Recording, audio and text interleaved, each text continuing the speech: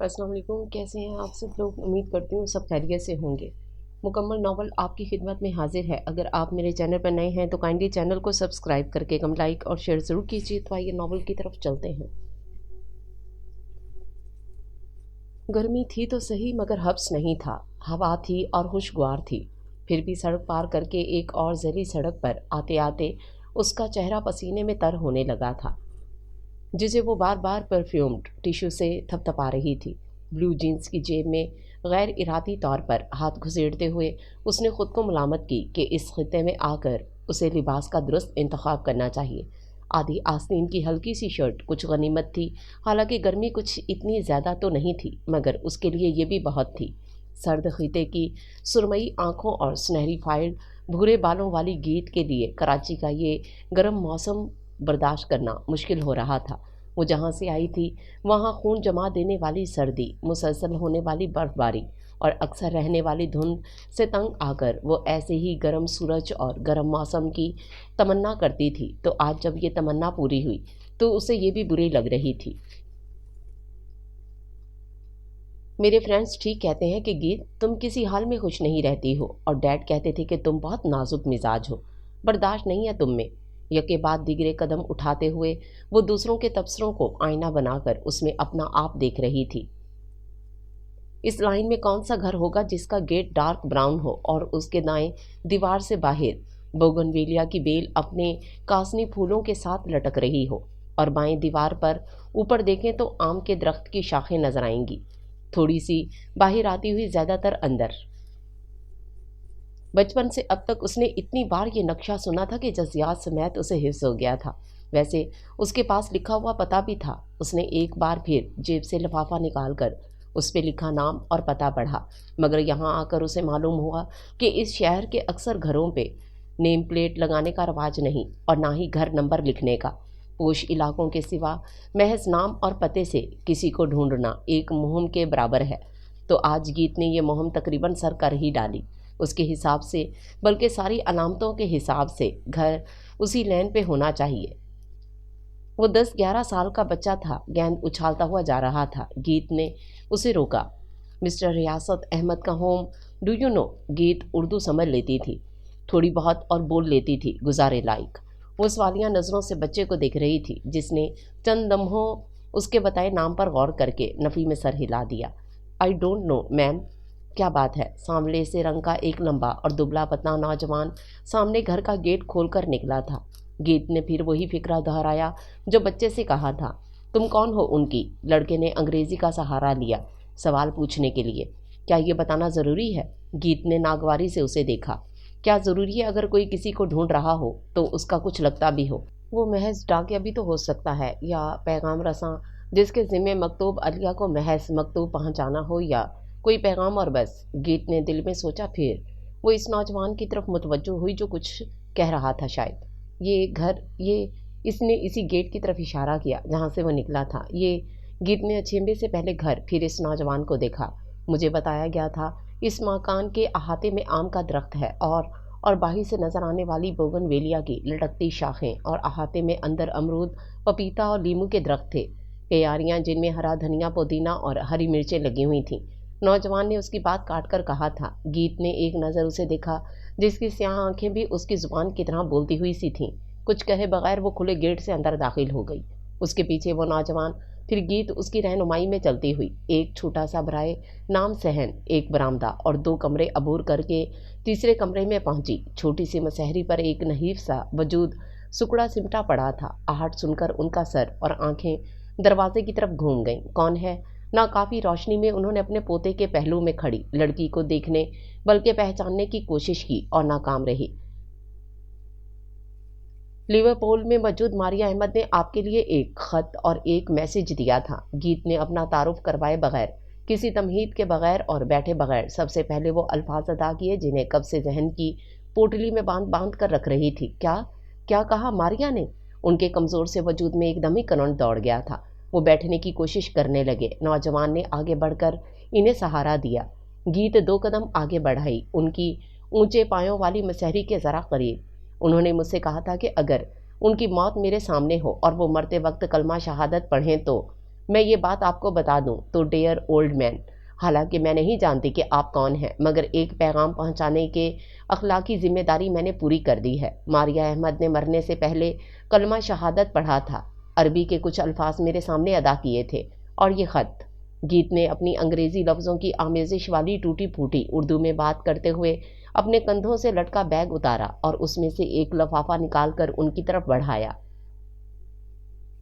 وہ مر گئی؟ کمزور چہرے پر دو بڑی بڑی آنکھوں میں دکھ اور کرب کا سمندر ایک ہی امڑ آیا۔ 2 ماہ پہلے، گیت نے ان کی معلومات میں اضافہ کیا۔ اور تم کون ہو؟ انہیں یہ خیال اب آیا تھا۔ میں ان کی بیٹی ہوں، ڈیڈ نے اس کا نام گیتا رکھا تھا اور ممی نے گیتی آرا، پھر دونوں نے بیچ کی راہ نکال کر اسے گیت نام دے دیا۔ لڑکی نے بغیر کسی جذباتیت کے سپاٹ لہجے میں نے بتایا تھا۔ اپنے تئیں وہ بڑی حد تک غیر جذباتی اور حقیقت پسند لڑکی تھی، مگر اسے بعد میں اندازہ ہوا کہ وہ غلط تھی۔ دیار مغرب کے اکثر افراد کی طرح، تو اس وقت جو کہانی گیت کی آمد سے شروع ہوئی ہے، وہ کہانی دراصل بہت برسوں اور 2 نسلوں پہلے شروع ہوئی تھی۔ وہ جو شاعر نے کہا ہے نا کہ وقت کرتا ہے پرورش برسوں، حادثہ ایک دم نہیں ہوتا، تو گیتی آرا عرف گیت کا وجود، اس کی آمد ایک اچانک حادثہ نہیں تھی۔ اس کے پیچھے ایک طویل کہانی ہے، اور اس کہانی سے ایک اور شاعر کی یہ بات بھی کچھ سمجھ میں آئے گی کہ لمحوں کی خطا کے بعد صدیاں کیسے سزا پایا کرتی ہیں۔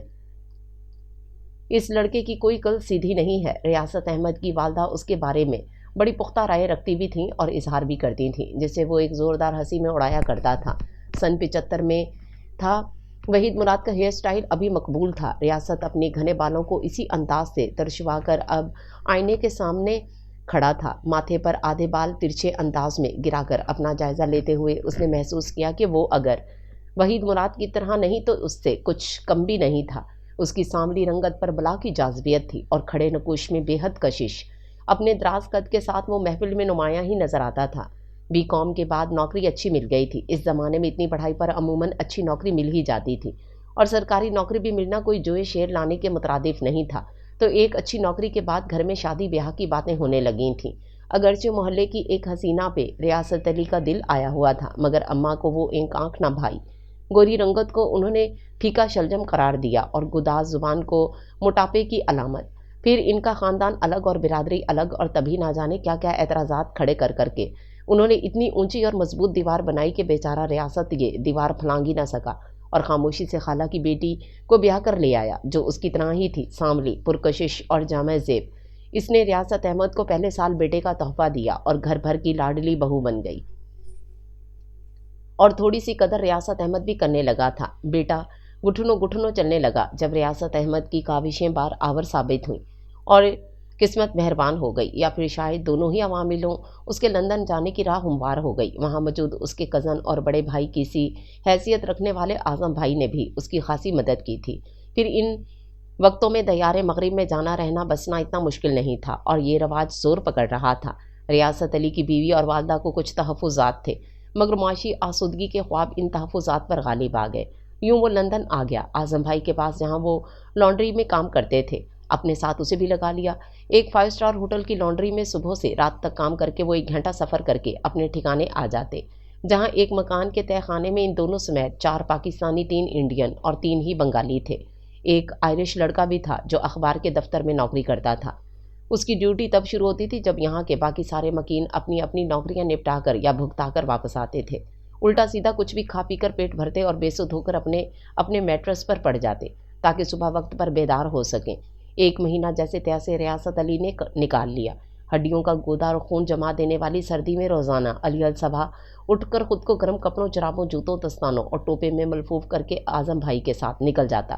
ڈبل ڈیکر بس کے 1 گھنٹے کی سواری کے بعد ہوٹل پہنچتا، وہاں مشقت کرتا، اور پھر رات میں واپسی ہوتی تو گرم اور تازہ روٹیاں، شوربے والے سالن، بھگاری دالیں، بھنی ہوئی سبزیاں، دھنیے پودینے کی خوشبو والی چٹنیاں، پلاؤ، کباب، کوفتے۔ تو رہی پاکستان اور گھر والوں کے ساتھ ساتھ یہ ذائقے بھی اسے بری طرح یاد آتے تھے، بالکل ان انڈینز اور بنگالیوں کی طرح جو اپنی تھالی مسالہ ڈوسا، پوری ترکاری اور موسلی چاول، مچھلی چاول کی یاد میں آہیں بھرتے تھے۔ اور چاول بھی کون سے؟ جوشی، جو باسنتی کھانے والے ریاست احمد کے حلق سے نیچے بھی نہیں اترتے تھے، مگر اس وقت تو سب ایک دوسرے کا غم بانٹنے میں ہی لگے رہتے تھے۔ یہی بے پناہ محنت و مشقت، گھر سے دوری، اپنے پسند کے کھانوں سے محرومی، ایک روز ریاست کے صبر کا پیمانہ بلکہ سارے پیمانے لبریز ہو گئے۔ ٹوسٹ پہ مکھن لگا کر یا انڈا ٹوسٹ کھا کر اور یخنی پی پی کر کب تک گزارا کرتا اعظم بھائی؟ کوئی ایسی جگہ دیکھیں رہنے کے لیے جہاں کچن کی سہولت ہو۔ میاں، کچن کی سہولت تو یہاں بھی مل سکتی ہے، بس پاؤنڈز خرچ کرنے پڑیں گے تو کر لیں گے۔ خدا کی قسم، اب تو اس انڈے ٹوسٹ اور مکھن ٹوسٹ، پنیر ٹوسٹ سے ابکائیاں آنے لگی ہیں۔ زبان کے ذائقوں میں پڑو گے تو گھر کیا بھیجو گے صاحبزادے؟ انہوں نے اقتصادی مسئلہ بھی اٹھایا۔ یہ قربانی آپ ہی دے سکتے ہیں اعظم بھائی، میں نہیں بھوکا رہ کر اور ڈبل روٹی کھا کر پاؤنڈز بجا کر گھر بھیجوں اور وہاں وہ لوگ تورے بریانی کے مزے اڑائیں۔ ریاست احمد تلخ ہو گیا۔ ویسے اس نے کوئی اتنی غلط بات بھی نہیں کہی تھی۔ اسے تو ذرا بھی اندازہ نہیں تھا کہ ہر 2-3 سال بعد آنے والے اعظم بھائی جو خاندان بھر کے لیے تحائف لاتے ہیں، وہاں رہ کر بے دریغ نوٹ خرچ کرتے ہیں، اور جن کا ایک نئی ہاؤسنگ سوسائٹی میں نیا بنگلہ زیر تعمیر ہے، جن کی بیوی بچوں کا رہن سہن، پہننا اوڑھنا یعنی سٹائل پورے خاندان اور محلے میں قابل رشک ہے، اور وہ اعظم بھائی کی کنات کفائی شعاری بلکہ فاقہ کشی کے مرہون منت ہے۔ ریاست احمد تو اسے فاقہ کشی ہی کہا کرتا تھا، تو ریاست ایسی زندگی گزارنے، ایسی کنات اختیار کرنے اور ایسی قربانی دینے کے لیے بالکل تیار نہیں تھا۔ اس کے مقاصد، عزائم اور خواب و خواہشات واضح تھے۔ وہ زندگی بہتر بنانے سنوارنے یہاں آیا تھا، صرف اپنی فیملی کے لیے نہیں بلکہ اپنی بھی۔ یہاں تفریح، خوشی اور آسودگی کے بہت ذرائع تھے۔ وہ ان سے بے خبر دور رہ کر زندگی گزارنے کا قائل نہ تھا۔ تو جب ان کے ساتھ رہنے والے 2 پاکستانیوں کو برمنگھم جا کر ایک فیکٹری میں نوکری کا موقع ملا تو ریاست احمد نے ان کے ساتھ ہو لیا۔ یہاں اجرت زیادہ تھی۔ 6 افراد نے رہنے کے لیے جو 2 کمروں کا چھوٹا سا فلیٹ لیا ہوا تھا، اس میں ایک ننھا منھا سا کچن بھی تھا۔ چھٹی کے دن سب مل جل کر وہ کھانے بنا لیتے جنہیں کھانے کو یہاں ترس گئے تھے۔ اگر یہ سچ ہے کہ بھرے پیٹ کی آسودگی انسان کی نگاہیں کشادہ کر دیتی ہے تو ریاست کی آنکھیں کھل گئی تھیں، کشادہ ہو کر ادھر ادھر دیکھنے لگی تھیں۔ ساتھ کام کرنے والی 1-2 گوریوں اور پاس پڑوس کی 1-2 بوڑھی بوڑھیوں سے محاورے کے مطابق سلام دعا ہونے لگی تھی، اور شناسائی پہلے بے تکلفی اور پھر بے خودی کی حد میں پہنچ گئی۔ اسٹیلا سارا دن ریاست کے ساتھ اور دیگر ورکرز کے ساتھ کام کرتی تھی۔ وہاں سے واپس آنے کے بعد بھی اسے اور ریاست دونوں کو ایک دوسرے کو دیکھنے، ملنے اور بات کرنے کی ضرورت محسوس ہونے لگی تھی۔ دونوں کے رہائشی مقامات میں کم از کم پون گھنٹے کا فاصلہ تھا۔ ویکینڈز پر یہ فاصلے گھٹ جاتے۔ اسٹیلا کی گوری رنگت، سنہری آنکھیں اور سنہرے ہی بال ریاست کو اس کی پہلی محبت کی یاد دلا دیتے، جسے وہ شاید اب تک دل کے نیا خانے میں کہیں چھپائے یا سجائے بیٹھا تھا۔ اسٹیلا مغربی لڑکی تھی، مگر اس کے اطوار، اس کے خیالات اور اس کے خواب سب مشرقی ہی تھے۔ وہی گھر، دریچہ اور معصوم سا بچہ والی تھیوری جس پر وہ یقین رکھتی، یا پھر مشرق و مغرب کی باتیں ہیں۔ دنیا کی ہر لڑکی، ہر عورت شاید اس تھیوری پر یقین رکھتی ہو۔ تو اسٹیلا کو یہ سانولی رنگت، لمبے قد والا پرکشش ریاست بہت بھا گیا تھا، جو اب بھی آئینے میں اپنے آپ کو دیکھ کر خود کو تسلی دیتا تھا کہ اگر وہ وحید مراد سے زیادہ نہیں تو کم بھی نہیں، اور کم از کم ندیم جتنا پرکشش تو ہے ہی۔ تو اس کا یہ خیال اور خوش فہمی کچھ غلط بھی نہیں تھی۔ اسٹیلا، اس کی سانولی رنگت، گہری آنکھوں اور اس کے لچھے دار باتوں میں ڈوبتی ہی جا رہی تھی، اور ریاست اس کی سیدھی سنہری زلفوں میں الجھتا ہی جا رہا تھا۔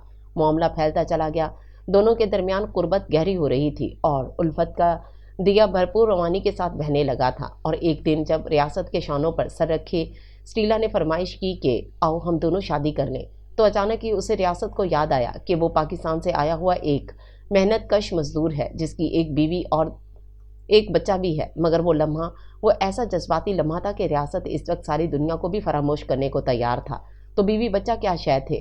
اسٹیلا جب اسے بتاتی کہ ریاست سے ایک پل بھی دور رہنا اس کے لیے سہانے روح ہے، تو اسے بھی اپنے جذبات ایسے ہی محسوس ہوتے۔ اسٹیلا سے دور رہنا اس کے لیے ناقابل برداشت ہو رہا تھا۔ دونوں کو ایک دوسرے کی چاہت، ایک دوسرے کے ساتھ اور قربت کی خواہش نے بے کل کر رکھا تھا۔ سرد ممالک میں رہنا آسان تو نہیں ہوتا۔ آگ، گرمی، گرمائش، حرارت، ان کی موجودگی میں زندگی کو کچھ آسان کر سکتی ہے، محبت یا شاید طلب، دونوں کچھ بھی تھا۔ مگر آگ نے بھڑک کر ماحول نرم گرم کر دیا تھا، جس میں رہنے بسنے کے لیے دونوں بے قرار تھے۔ اسٹیلا نے سارے تحفظات ختم کر دیے تھے، سارے سوالوں کے جواب دے کر ساری راہیں ہموار کر دی تھیں۔ وہ کلمہ پڑھ کر مسلمان ہونے کو تیار تھی، معاشی میدان میں وہ ریاست کا ہاتھ بٹانے کو تیار تھی۔ پھر وہ بڑے خلوص اور تندہی سے اس سانولے پیا کی محبت میں مبتلا ہو گئی تھی۔ اس کی والہانہ پن، لگاؤ، یگانت اور اعتراف الفت نے ریاست کو چاروں شانے چت کر دیا تھا۔ آتی بہار کی ایک سبز گلابی سی شام، اسلامک سینٹر میں اسٹیلا نے کلمہ پڑھا اور سارا بن کر ریاست کی زندگی میں مکمل طور پر داخل ہو گئی۔ दोनों ने मिलकर एक छोटा सा फ्लैट किराए पर ले लिया था, जिसका एडवांस रियासत ने दिया था और फर्नीचर सारा ने खरीद कर डाला था। उसने दीवारों पर पेंटिंग्स और कर्टन्स पर गुलदान सजाए। नन्ही मुन्नी सी बालकनी में चेरी, होली हो किसी और डेजी के फूल के छोटे छोटे से गमले रखे थे। एक इंडोर प्लांट उसने बेडरूम में भी रखा था। उसे फूलों का बहुत शौक था और एक हफ्ते का हनीमून भी बनाए कि छुट्टियां इतने ही दिनों की मिली थीं। सारा कुछ दिल गिरफ्ता थी। उसके ख्वाबों में इतना मुख्तसर सा माह असल नहीं था। हम दोनों अपनी छोटी सी जन्नत में रोज़ हनीमून मना सकते हैं। कहीं और जाना ज़रूरी नहीं, बस एक दूसरे का साथ ज़रूरी है। रियासत ने उसकी सुनहरी आंखों में झांकते हुए कहा था और वो बहल गई थी और रियासत भी सुनहरे हनीमून से बहला हुआ था। तभी तो fish and chips, soup, burger, French fried और सैंडविचेस खा खा कर उकताया नहीं था। फिर एक रोज़ आज़म भाई आ गए, ऐसे उसे तलाश करते हुए। उन तक इतला पहुंच चुकी थी कि उसने क्या कारनामा अंजाम दे दिया है। वाह मियाँ बीवी, फुर्ती दिखाई तुमने बड़ी। जो काम हम 8 साल में नहीं कर सके तुमने 2 साल में ही कर लिया। आज़म भाई बड़े जिंदा दिल और हंसमुख इंसान थे। ज़रूरत थी आज़म भाई। अब हर कोई आपकी तरह साधु सुन्नत तो नहीं होता ना। रियासत ने इनके आगे कोल्ड ड्रिंक और चिप्स की प्लेट रखी। सारा हेलो हाय करके और माजरत करके गई थी। हफ्ते भर की ग्रोसरी छुट्टी के दिन ही खरीदते थे। वैसे तो दोनों साथ जाते थे, मगर इस वक्त सारा अकेली ही चली गई। रियासत घर पर ही ठहर गया, मेहमान की खातिरदारी के लिए। आज़म भाई ज़रा ख्याल रखिएगा घर तक बात ना पहुँचे। रियासत मीठे लहजे में इनसे मुखातिब था। हम तो खैर तुम्हारा राज रख लेंगे, मगर ये बताओ यहाँ और वहाँ दोनों को मैनेज कैसे करोगे? अल्लाह बड़ा रहीम और राजिक है आज़म भाई। रियासत मुस्कुराया, तमानियत और आसूदगी भरी मुस्कुराहट। सारा की अम्मी एक काले और एशियाई के इंतखाब पर इससे नाराज़ थी, मगर अब मान गई हैं। शायद अपनी तन्हाई और बीमारी से घबरा गई हैं, या बेटी की मोहब्बत कोई भी वजह हो। हमारे लिए बहुत आसानी कर दी उन्होंने। बेटी दामाद को अपने घर रखने पर तैयार है। किराए से जान छूट जाएगी मेरी, और फैक्ट्री में भी मेरी तरक्की हो गई है। मशीन ऑपरेट करना सीख लिया है, उजरत बढ़ गई है। यहाँ के अखराजात तो हम दोनों मिलकर मैनेज कर लेते हैं। पाकिस्तान भेजने के लिए ठीक ठाक बचत हो जाती है। सारा को बता दिया था मैंने कि मुझ पर कुछ जिम्मेदारियां हैं। एक फैमिली की घर पैसा भेजना ज़रूरी है। रियासत ने तफसील से बताया। पूछा नहीं उसने तुम्हारी फैमिली के बारे में? बीवी और बच्चे के अलावा बाकी सब सच बताया है। आगे के बारे में क्या सोचा है? आज़म भाई चिप्स खाते हुए और सवाल करते जा रहे थे। आगे के बारे में सोचने वाला आदमी होता तो यहाँ तक कैसे आता? लंदन आने का फैसला भी बस एक लम्हे में किया था। ये फैसला भी लम्हे का खेल है। जो वक्त गुजर रहा है खूब है। मुस्तकबिल की बात मुस्तकबिल में देखी जाएगी। रियासत ने लापरवाही से हाथ हिलाकर गोया सभी उड़ाई और अपनी ज़िंदगी का फलसफा बयान किया। कलमा पढ़ाकर निकाह किया है ना? बिल्कुल, अपने रंग में ढालना, उसके रंग में ना रंग जाना। आज़म ने उठते हुए उसे नसीहत की। अरे कहाँ चले, बैठिए, खाना खाकर जाइएगा। रियासत ने बसदे इसरार इन्हें रोका। उन्होंने यहाँ तक पहुँचने में रियासत का बहुत साथ दिया था, और वो एहसान फरामोश तो नहीं था। सारा ग्रोसरी लेकर आ गई थी और रियासत उसे अपनी हेल्पर बनाकर आज़म भाई के लिए खसूसी पकवान बना रहा था। खालिस देसी पकवान, यखनी पुलाव और कोरमा उसने बआसानी तैयार कर लिया था। यहाँ आने के बाद अब कुकिंग में इतनी महारत तो हो चुकी थी। चिकन रोस्ट और फ्राई फिश सारा के लिए कोई मुश्किल नहीं था। बस मिर्च मिसाले रियासत के मशवरे से डाले थे। खाना तैयार करके सारा नहा धोकर तैयार हुई। अभी टेबल लगाने में कुछ वक्त था। आज़म भाई टीवी देख रहे थे। जेरी लोइस की कॉमेडी अब इन्हें समझ आने लगी थी। कॉमेडी समझ में आ जाए तो हंसी भी आ जाती है। रियासत बेडरूम में चला गया, ये देखने कि सारा की तैयारी कहाँ तक पहुँची। वो आईने के सामने बैठी जुल्फ़ें संवार रही थी। रियासत को देखकर वो उठ खड़ी हुई और घूम गई। कैसी लग रही हूँ? रियासत ने उसे गौर से देखा, और आज इस सुबह ना जाने क्यों उसकी निगाहें एक रिवायती मुसलमान और पाकिस्तानी की निगाहें बन गईं। इसी सारा की फूलदार फ्रॉक का गला आगे पीछे से इंतहाई कुशादा लग रहा था, और खड़े होने पर उसके सुनहरी प्रिंटियाँ साफ नजर आ रही थीं। कोई और ड्रेस नहीं है पहनने के लिए? इस वक्त तो वो यही कह सका, और सारा जो अपनी तारीफ सुनने की मुतमनी और आदी हो गई थी, हैरान रह गई। इसमें क्या बुराई है? गला बहुत बड़ा है और नीचे से देखो फ्रॉक बहुत छोटी है। आज़म भाई मेरे कज़न हैं, हमारे यहाँ ऐसे पहनावे नहीं चलते। मुझे तो ठीक लग रहा है, लेकिन तुम कहते हो तो चलो मैं दूसरा देख लेती हूँ। सारा को अगरचे रियासत के एतराज़ पर एतराज़ था, और लिबास बदलने में हिचकिचाहट कि अपनी मर्ज़ी और पसंद का लिबास पहनना उसका हक़ है। उसकी तरबियत और माशरे का रवाज तो यही था, मगर फिर उसके दिल में मौजूद ढेरों ढेर मोहब्बत का दरिया यकायक उबल पड़ा और उसके एतराज़ और हिचकिचाहट को बहा ले गया। उसने अलमारी से दूसरा जोड़ा निकाल लिया। स्कर्ट की लंबाई उसके टखनों तक थी, और ब्लाउज़ भी पूरी आस्तीन और बंद गले का था। मगर जब तक उसने टेबल सजाई, सब ने मिलकर खाना खाया, फिर दोनों ने मिलकर बर्तन उठाए, टेबल साफ़ की, कॉफ़ी बनाकर सर्व की और बर्तन धोए। और जब दरवाजे पर आज़म भाई को खुदाफिज कहा, उस तमाम वक्त में रियासत एक मुस्तकिल बेचैनी और उलझन का शिकार रहा। हनी, तुम्हारी ये शर्ट बहुत हल्की है, आइंदा ना पहनना। بالآخر اس نے اپنے دل اور دماغ میں چھپا کانٹا نکال ہی دیا۔ مگر ڈارلنگ، تمہیں تو یہ ڈریس بہت پسند تھا، کتنی تعریف کی تھی تم نے۔ سارا کو اس کی بات کچھ نہ سمجھ میں آئی اور ناپسند۔ سمجھا کرو بیبی، اب تم مسلم وومن ہو، لباس کے معاملے میں احتیاط کرو۔ ریاست نے اس کے شانوں کے گرد بازو دراز کیے اور اپنے انداز سے سمجھایا۔ دونوں اب اس گھر میں شفٹ ہو گئے جو ریاست کی سسرال تھی اور سارا کا میکا۔ ٹھیک ٹھاک گھر تھا، 4 بیڈ روم کا گھر، کرائے سے تو جان چھوٹ گئی تھی۔ ساس اپنی دھسی آنکھوں اور خاکستری بالوں کے ساتھ درست لہجہ اور کرخت مزاج رکھتی تھیں۔ ہڈیوں کی تکلیف نے ویل چیئر پر پہنچا دیا تھا، مزاج میں کچھ چڑچڑاپن بیماری کے سبب بھی تھا۔ سارا انہیں بآسانی ہینڈل کر لیتی تھی۔ ریاست چھٹی والے دن ان کی ویل چیئر سمیت پارک لے جاتا تھا۔ سارا نے بتایا تھا کہ ممی کے بینک اکاؤنٹ میں ایک خطیر رقم موجود ہے، مگر وہ ظاہر نہیں کرتی ہیں۔ سارا امید سے ہوئی تو اس کی خوشی کا کوئی ٹھکانہ نہ تھا اور ریاست نہ جانے کیا سوچ کر گمسم ہو گیا۔ مگر خیر، اس نے بہت جلد اپنی اس کیفیت سے چھٹکارا حاصل کیا اور سارا کے ساتھ ساتھ اس کی طرح خوش نظر آنے اور رہنے کی کوشش کرنے لگا۔ بیٹی بڑی پیاری تھی، سارا کی طرح سنہری رنگت اور ریاست کی طرح سیاہ آنکھوں والی پرکشش نکوش۔ اخراجات میں اب ڈے کیئر کا خرچہ بھی بڑھ گیا تھا۔ سارا پہلے دھیمی زبان میں پھر واضح الفاظ میں ریاست سے مطالبہ کرنے لگی تھی کہ وہ کچھ ذمہ داریاں اب اور اٹھائے۔ سارا کے لیے سب کچھ مینیج کرنا مشکل ہوتا جا رہا تھا۔ ریاست نے کچھ ذمہ داریاں اٹھائیں، مگر یوں جیسے اونٹ کے منہ میں زیرہ۔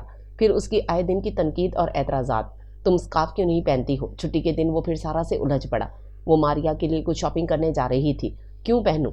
اس نے پلٹ کر ناگواری سے اپنے شوہر کو دیکھا۔ جب سے ماریا کی پیدائش ہوئی تھی وہ کچھ زیادہ ہی بولنے لگا تھا، خصوصاً اس کے لباس پر، کبھی کبھار کی جانے والی اس کی اسکرٹ، ٹوپی پر تنقید پر، یا پھر پارک میں دوستوں کے ساتھ سارا کی بے تکلفی پر۔ ریاست کا اس طرح ٹوکنا، تنقید کرنا اور اسے مشورے دینا سارا کو برا لگتا تھا۔ اس کے خیال میں یہ اس کی شخصی آزادی سلب کرنے کے مترادف تھا۔ تم مسلمان ہو، اپنے لباس سے تمہیں ایک مسلمان خاتون نظر آنا چاہیے۔ ریاست کو اس کی ہٹ دھرمی کبھی کبھی بری لگتی تھی۔ بہت سی مسلمان خواتین کو میں نے انتہائی بیہودہ آؤٹ فٹس میں دیکھا ہے۔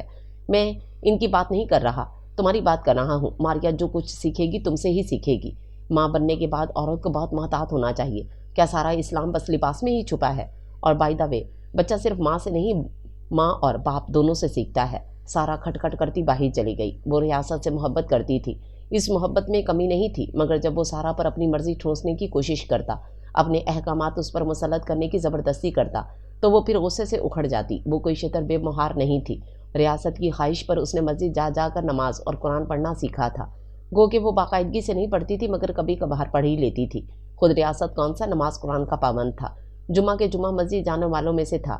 تمباکو نوشی نہیں، ڈرنک کرنا چھوڑ دیا تھا، بس کبھی کبھار اسموکنگ کر لیتی تھی۔ جو اخلاقی خوبیاں اسلام میں پسندیدہ ہیں وہ اس میں پہلے ہی سے ہی موجود تھیں، جو اسے مغربی معاشرے کی دین تھی۔ کلمہ پڑھنے سے پہلے بھی وہ سچ بولتی تھی، صفائی پسند تھی جو نصف ایمان ہے۔ اس نے کبھی دھوکے فریب سے کام نہیں لیا۔ اپنی روزی کمانے کے لیے اس نے محنت اور وقت کے درست استعمال کا راستہ اختیار کیا۔ زیادہ آسودگی اور دولت کے لیے کوئی غلط طریقہ اور ناجائز حربہ استعمال نہیں کیا۔ ان سب کے بعد بس لباس پر آ کر ان کی بحث چھڑتی تھی تو سارا کو برا لگتا تھا اور کبھی وہ دکھی ہو جاتی تھی۔ محبت کا یہ مطلب تو نہیں کہ ایک انسان دوسرے انسان کو اپنے اشاروں پر چلنے والا غلام بنا لے۔ میں اس کی مرضی سے اٹھوں بیٹھوں، کھاؤں اور پہنوں، سارا سوچتی اور آزردہ ہو جاتی۔ دراصل دونوں کے بیچ اس معاملے میں کنفیوژن بہت تھا۔ بیٹی کی پیدائش کے بعد سے ریاست کچھ حساس ہو گیا تھا۔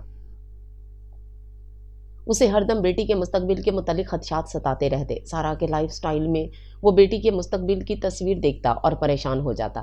اپنی بیوی کو وہ ایک اچھی مسلمان عورت بنانے کے لیے ہلکان ہو رہا تھا۔ سارا ان کوششوں کو ریاست کی زبردستی اور اس کی مرضی سمجھ کر گریزاں ہوئی اور شخص آزادی کا راگ الاپتی، کیونکہ ریاست نے کبھی ڈھنگ سے اور پیار سے اسے سمجھایا ہی نہ تھا کہ یہ اس کی مرضی ہے یا اللہ کی۔ ریاست کی سمجھ میں یہ بات نہیں آئی کہ عقیدے اور عمل کا بیج انسان کے اندر سے پھوٹتا ہے، اسے باہر سے کسی کے دل و دماغ پر مسلط نہیں کیا جا سکتا۔ مٹی کے اوپر زرخیز سے زرخیز بیج بھی سالوں تک ایسے ہی پڑا رہے گا، اس میں سے کومپل نہیں پھوٹ سکتی۔ ریاست احمد مٹی کے اوپر پڑے بیج کا پودا اور پھر درخت بننے کا متمنی تھا۔ یہ کیسے ہو سکتا تھا؟ قدرت اور فطرت کے اصول اٹل ہیں، اپنے طریقے پر چلتے انسان کی مرضی اور خواہشوں پر نہیں۔ وہ وقت کے ساتھ ساتھ سادہ اور تلخ ہو رہی تھی۔ ریاست پس رہا تھا، دونوں کے درمیان دراڑ بڑھتی ہی چلی جا رہی تھی۔ بیچ میں ماریا پس رہی تھی۔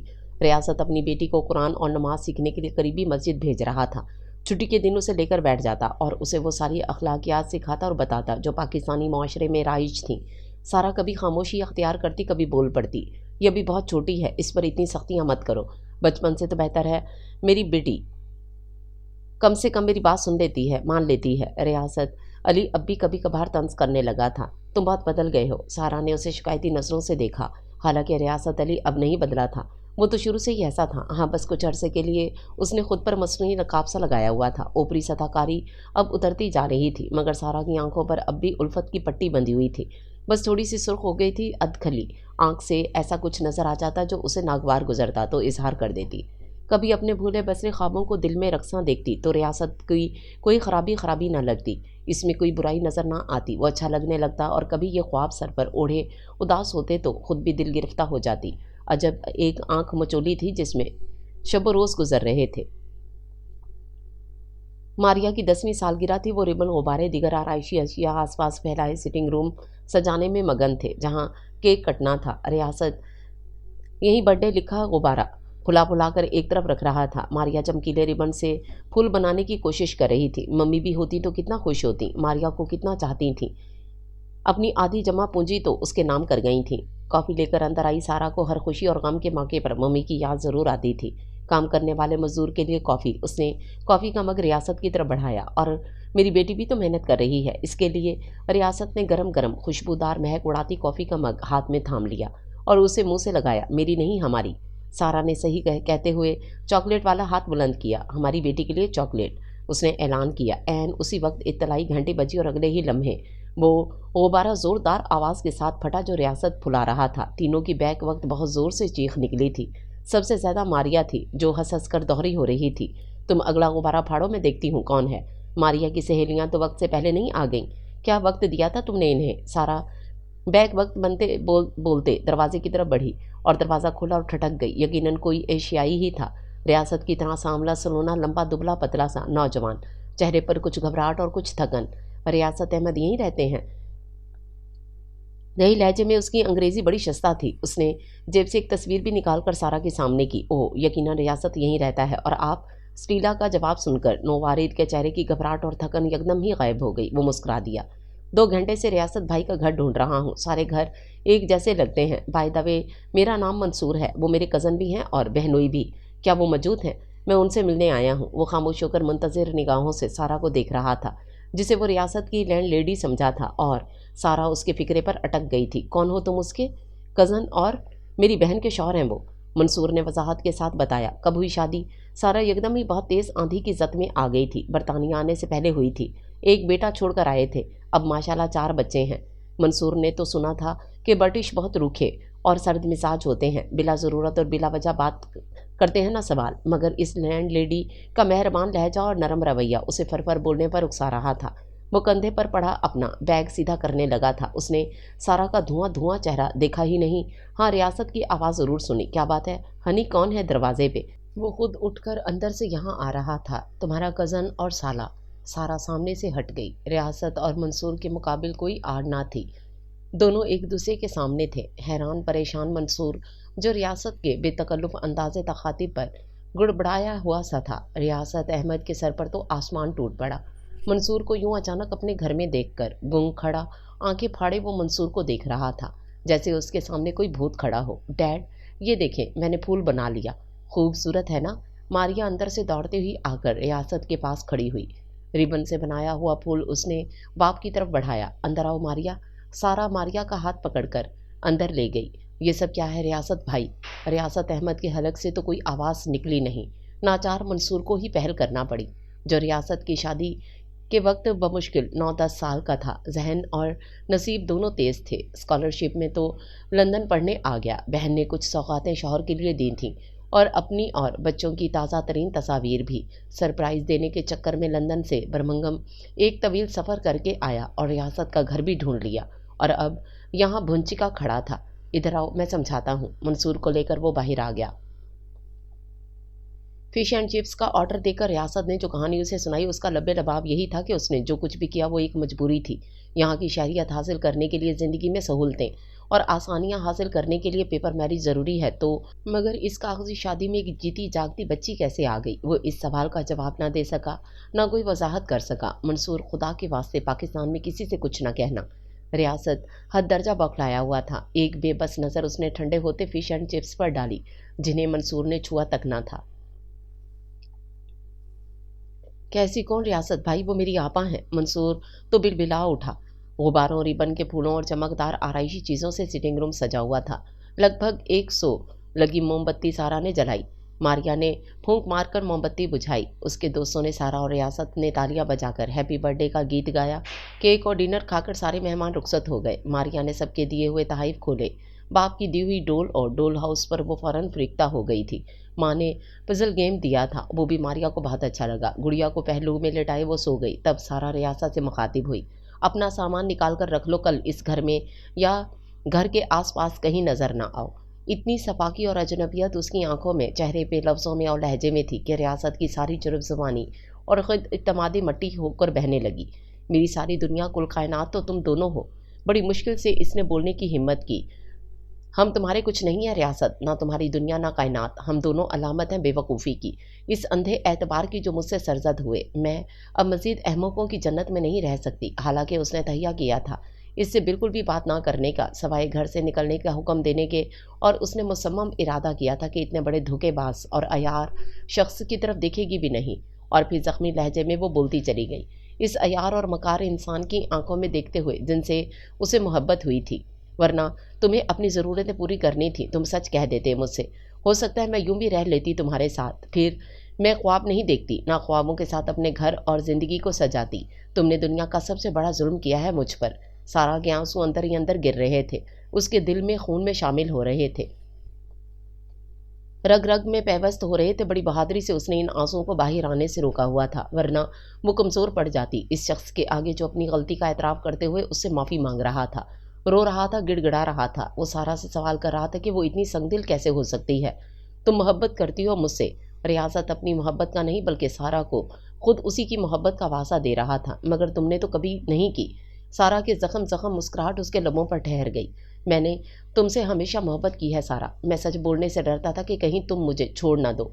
मेरी मोहब्बत थी जो सच कहने से डरती रही। रियासत मट्टी बनकर बह जाने वाले घर को रेजा रेजा समेटने की कोशिश कर रहा था, मगर बुरी तरह नाकाम हो रहा था। दुनिया की सबसे बड़ी हकीकत यही है, मैं और तुम, हमारी बेटी, हमारा घर, हमारी मोहब्बत। रियासत जल्दी जल्दी शिकस्ता मलबे को समेटने के जतन कर रहा था। और एक बीवी और 4 बच्चे, वो क्या है, वहम, ख्वाब या ख्याल? सारा ने उसकी आंखों में आंखें डाली और खड़ी हो गई। तुम ऐसा नहीं कर सकती, तुम मेरी बीवी हो, मारिया मेरी बेटी है। वो एकदम ही हलक के बल चिल्लाया। आहिस्ता बोलो, मारिया सो रही है, उठ जाएगी और तुम्हारे पास कल दोपहर तक का वक्त है, वरना मुझे मजबूरन पुलिस की मदद लेनी पड़ेगी। भागा भागा वो आजम भाई के पास आया था। इनके अलावा और कहाँ जाता, एक वही खैर ख्वाह और दोस्त थे उसके। बैक वक्त 2 कश्तियों में सवारी का अंजाम और क्या होगा रियासत। उन्होंने तुरहम से उसे देखते हुए बताया कि उसकी शादी और बच्ची की खबर पाकिस्तान पहुंच चुकी है। मंसूर एक जज्बाती और जोशीला नौजवान था। उससे राजदारी की तवक्को क्यों कर रखता, जबकि मामला उसकी बड़ी बहन का था। राफिया का फ़ोन आया था मेरे पास, वो मुझसे पूछ रही थी कि ये सच है या नहीं। आजम भाई ने उसकी बीवी के हवाले से मज़ीद कहा, और शायद वो भी खुद को तसल्ली दे रही थी, वगरना उसका सगा भाई उससे झूठ क्यों बोलेगा। फिर भी वो मुझसे तस्दीक कर रही थी। मैं झूठ बोलकर क्या करता, उफ। वो कराह कर रह गया, अपने बाल नोचने को दिल कर रहा था। हालात इस नहज पर पहुंच जाएंगे सोचा नहीं था, और आगे का वो सोचता ही कब था। हाल में जीने वाला, मुस्तकबिल के बारे में हमेशा ये कहकर टालने वाला कि जो होगा देखा जाएगा, मगर अब जो हो रहा था वो रियासत से देखा जा रहा था, ना सहा जा रहा था। शुक्र करो उसने तुम्हारा ख्याल करके सिर्फ घर बदर ही किया है, पुलिस की सिर्फ धमकी दी, हवाले नहीं किया, वरना वो ये भी कर सकती थी। आजम भाई, मेरी बच्ची उसके पास है, वो क्या तरबियत करेगी इस माहौल में। रियासत बिलबिला उठा। एक हस्ती गृहस्थी और हंसते बसते घर का शराजा टूट कर बिखर गया था। वो दुख अपनी जगह, मगर सबसे ज़्यादा उसे बेटी की फिक्र थी। ये सब तो पहले सोचना चाहिए था ना। आजम भाई ने तंज नहीं किया था, हकीकत से आगाह किया था। झूठ और झूठे मामलात भला कब तक छुप सकते हैं, कभी ना कभी तो हकीकत खुलती है। अब अगर इंसान रेत में सर छुपा ले या आंखें बंद कर ले तो आने वाला खतरा या खदशा टल तो नहीं जाता। अब क्या करूं, दोनों हाथों में अपना सर थामे, शिकस्ता हाल, टूटा फूटा रियासत अहमद इनके सामने बैठा सवाल कर रहा था। अब तुम्हारे करने के लिए कुछ नहीं बचा, कुदरत खुद ही फैसला कर लेगी। खामोश रहो और कुछ अरसे के लिए खुद को हालात के धारे पर छोड़ दो। आजम भाई ने वही मशवरा दिया जो उनकी समझ में आया, मगर कुदरत अपना फैसला पहले ही कर चुकी थी। अगले रोज़ जब रियासत इनके घर से निकलकर सड़क पर आया तो कुदरत का वो फैसला उस पर नाफिज हो गया। शायद वो भी उलझनों में ज़्यादा घिरा हुआ था कि इंतहाई तेज़ रफ्तार गाड़ी को ना देख सका। एक्सीडेंट बहुत ख़तरनाक था, सारे जख्म भरने के बाद भी रीढ़ की हड्डी में कुछ ऐसी पेचीदगी होगी कि व्हील चेयर के सिवा कोई सहारा और कोई चारा ना था। रियासत के बेहद इसरार पर आजम भाई सारा के घर गए, मगर वो नहीं मिली। घर बेचकर कहीं और जा चुकी थी, कहाँ ये किसी को नहीं मालूम था। अब एक ही रास्ता था, आजम भाई अपने साथ लेकर पाकिस्तान आ गए। राफिया का सदमा, गम, गुस्सा, दुख, बेएतबारी, सारे ग्लेशियर पिघल कर पानी बनने लगे और सारे पहाड़ मट्टी का ढेर बन गए जब उसने बीमार, कमजोर और शिकस्त खुर्दा रियासत अली को व्हील चेयर पर देखा। उसका शौहर, उसके 4 बच्चों का बाप, इंसान खता का पुतला है। गलतियां किससे नहीं होती, गुनाह बनी आदम से ही सरजद हुए हैं, फरिश्तों से नहीं। राफे ने नरम दिली से सोचा, ऐसे शौहर पर तरस आया, रहम आया और एक अच्छी रिवायती मशरकी बीवी की तरह उसने रियासत अली की गलती या जुर्म या गुनाह जो भी था उसे माफ़ कर दिया। बिखरी हुई चीज़ें ठिकाने लगाकर उसने फ्रिज खोला। सैंडविच बने रखे थे, मारिया ने इन्हें गर्म किया, कॉफ़ी बनाई। दोनों चीज़ें लेकर डाइनिंग टेबल पर बैठी और बेदिली से सैंडविच का कोना कुतरने लगी। फिर एक नज़र सामने सोफे पर बैठी सारा को देखा, जो मामूल के मुताबिक बेतहाशा स्मोकिंग करके एस्ट्रे लबालब भर चुकी थी और बदस्तूर अपने आसपास धुआं फैलाए इस शुगल में मुनहमिक थी। मम्मी, डॉक्टर ने स्मोकिंग कम करने को कहा है। मारिया ने उसे याद ही नहीं दिलाया बल्कि तंबीह की थी। जानती हूँ, मानती क्यों नहीं हो? मारिया बुरी तरह आजिज आ गई थी। सैंडविच का कोना कुतरने का शुगल भी रोक दिया। गर्म कॉफ़ी का घूंट भरा, जुबान हलक और सीना जलाता हुआ घूंट नीचे उतरा। तुम अपने काम से काम रखो, नसीहतें मत करो मुझे। एक ज़माना हुआ सारा सारे ज़माने से बेजार थी, कभी अपनी बेटी से भी हो जाती। डॉक्टर ने कहा है कि इसी तरह स्मोकिंग करती रही तो कैंसर हो जाएगा। तो ये कि अगर उस शख्स से इतनी ही मोहब्बत थी तो रोक लेती, ऐसे क्यों जाने दिया? क्यों निकाल फेंका अपने घर और ज़िंदगी से? मारिया के सब्र का पैमाना लबरेज हो जाता तो वो इसी तरह फट पड़ती थी। बच्ची नहीं रही थी, पिछले 6 बरसों से माँ को सड़ते सुलगते जलते हुए देख रही थी। आसपास इंसानों की कमी ना थी, मगर उसने राह फरार जो चुनी वो सिगरेट नोशी थी। बेतहाशा धुएं में खुद को छुपाकर वो शायद अपने गमों को भी छुपा लेती थी, मगर अब डॉक्टर ने खबरदार कर दिया था और सारा के नज़दीक ये एक मामूली सी खबर थी। तुम क्यों इतनी हाइपर हो जाती हो? सारा ने बेहद सुकून से कश लगाते हुए बेटी को देखा, मगर उसकी उंगलियों का इज़्तिराब मारिया से पोशीदा न था। तबाह कर लिया है तुमने खुद को, अब तो संभालो अपने आप को। मुझे दुख होता है तुम्हारी हालत देखकर। मारिया ने कलसते हुए कॉफ़ी का दूसरा घूंट भरा। अब ये कदरे गवारा था। दुख तो मुझे भी बहुत हुआ था जब ये इल्म हुआ कि मोहब्बत सिर्फ मैंने की थी, उसने नहीं। सारा ने ख़त्म होता सिगरेट का टूटा एस्ट्रे में मसला। डॉक्टर ने कहा है कि वो इस मामले में तुम्हारी मदद कर सकते हैं।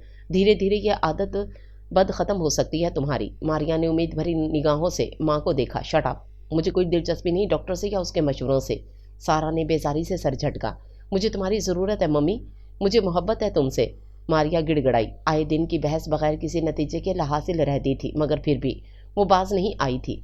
तुम अब बड़ी हो गई हो मारिया, अपना ख्याल खुद रख सकती हो। अब मेरे परों में छुपना छोड़ दो। इस बार सारा का लहजा निस्बतन मुलायमत लिए हुए था। उफ, कॉफ़ी के बकाया घूंट पीकर उसने मग खाली किया और खड़ी हो गई। ज़रा सा कोना कुतरा हुआ सैंडविच उसने बैग में रखा। अभी वो हाई स्कूल में थी, मगर एक डिपार्टमेंटल स्टोर में पार्ट टाइम जॉब करने लगी थी। 1-2 घंटे बाद जब उसे भूख लगती तो ये सैंडविच उसके काम आता। ज़िंदगी को नए सिरे से शुरू करो मम्मी। उसने बैग कांधे पर टांगा। ख़त्म हुई चीज़ को क्या नए सिरे से शुरू करे कोई? सारा ने खाली खाली नज़रों से बेटी को जाते हुए देखा। दरवाज़ा बंद होने की आवाज़ सुनी उसका दिल मर गया था। उसी दिन, उसी वक्त जब मंसूर उनके घर आया था, और बाद में जैसे जैसे वो सोचती रही उसे खुद पर तरस आता रहा। कितनी आसानी से रियासत अली ने अपने मतालिब और अपनी ज़रूरतें पूरी की थीं। वो मोहब्बत के नाम पर बेवकूफ़ बनती रही। उसे कितना शौक़ था कि उसके कम अज़ कम 3-4 बच्चे तो हों। इकलौतेपन की तन्हाई वो खुद झेल चुकी थी। उसकी ख्वाहिश थी कि उसका बच्चा इस तन्हाई का शिकार न हो, मगर रियासत हमेशा उसे बहलाता रहा कि थोड़ा और माली इस्तेहकाम आ जाए तो वो फैमिली ज़रूर बढ़ाएंगे, और इधर पाकिस्तान में वो अपनी फैमिली में इजाफा करता रहा। हर 1.5-2 साल बाद वो पाकिस्तान जाता था। सारा सोच सोच कर पागल होती रही। मोहब्बत की नाकदरी और जज्बात की पामाली का दुख कोई छोटा दुख नहीं होता। दीमक होती है जो पूरे वजूद को खा जाती है। घुन होता है जो मजबूत से मजबूत साख्त को भी मिट्टी बना देता है। वो भी रफ्ता रफ्ता मिट्टी का ढेर बनती जा रही थी। सड़क पर बिखरे पत्ते जर्द और सूखे हुए थे, फिर भी उसके जूतों तले दबकर एहतजाज कर रहे थे। चिड़चिड़ की आवाज़ सदाएं बुलंद कर रहे थे। हालांकि दरख्त से गिरने और शाखों से जुदा होने के बाद भला क्या फ़र्क पड़ता है कि वो कहीं भी उड़ते फिरें या कदमों तले आकर चुरमुर हो जाएं। फिर भी वो अपना नन्हा मुन्ना सा एहतजाज ज़रूर करते हैं।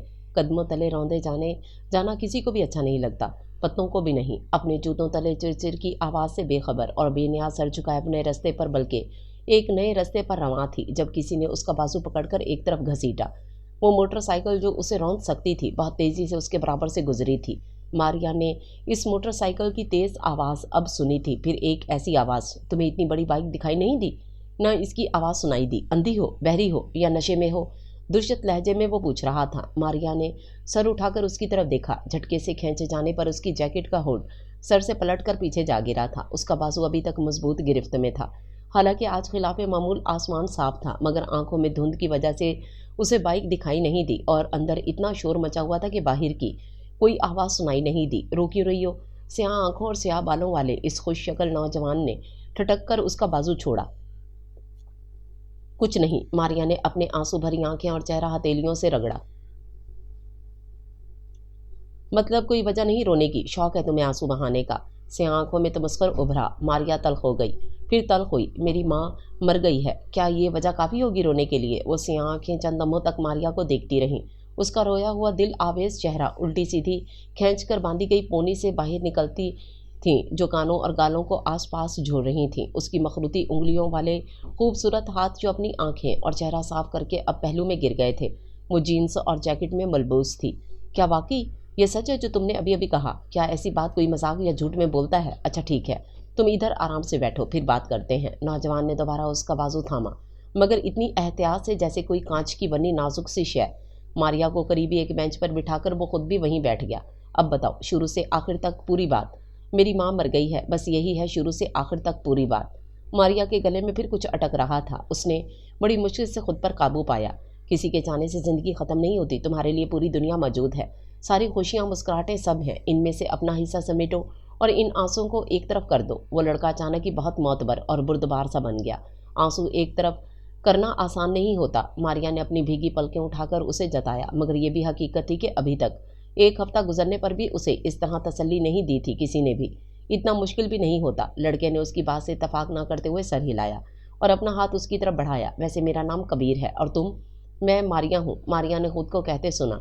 एक इंसान अकेला होता तो कुछ नहीं होता, जब दो हो जाते हैं तो कहानी बन जाती है या बनना शुरू हो जाती है। तो कबीर और मारिया की कहानी की बुन तो शुरू हो गई थी। कबीर का यूनिवर्सिटी में आखिरी साल था, मारिया अभी कॉलेज में थी, फिर भी हर दूसरे तीसरे दिन मिलना इतना मुश्किल ना था। मारिया उसकी तरफ यूं खींची चली आई जैसे कबीर कोई मकनातीस हो और वो यानी मारिया जीती जागती इंसान के बजाय कोई लोहे का टुकड़ा। दोनों ज़्यादातर वहीं बैठते थे जहाँ पहली बार मिले थे। कबीर बोलता रहता और वो उसे सुनती रहती जैसे कोई मुकद्दस सहीफ़ा। कभी वो गिटार पर धुनें बजाकर उसे सुनाता। उसे गिटार बजाने का शौक़ था, यूं ही शौक में थोड़ा बहुत सीख भी गया था।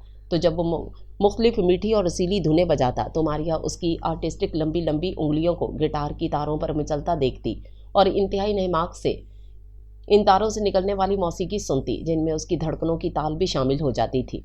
मारिया का दिल बदलने लगा था। रोज़ो शब ख्यालात, मामूलात और ज़िंदगी भी बदलने लगी।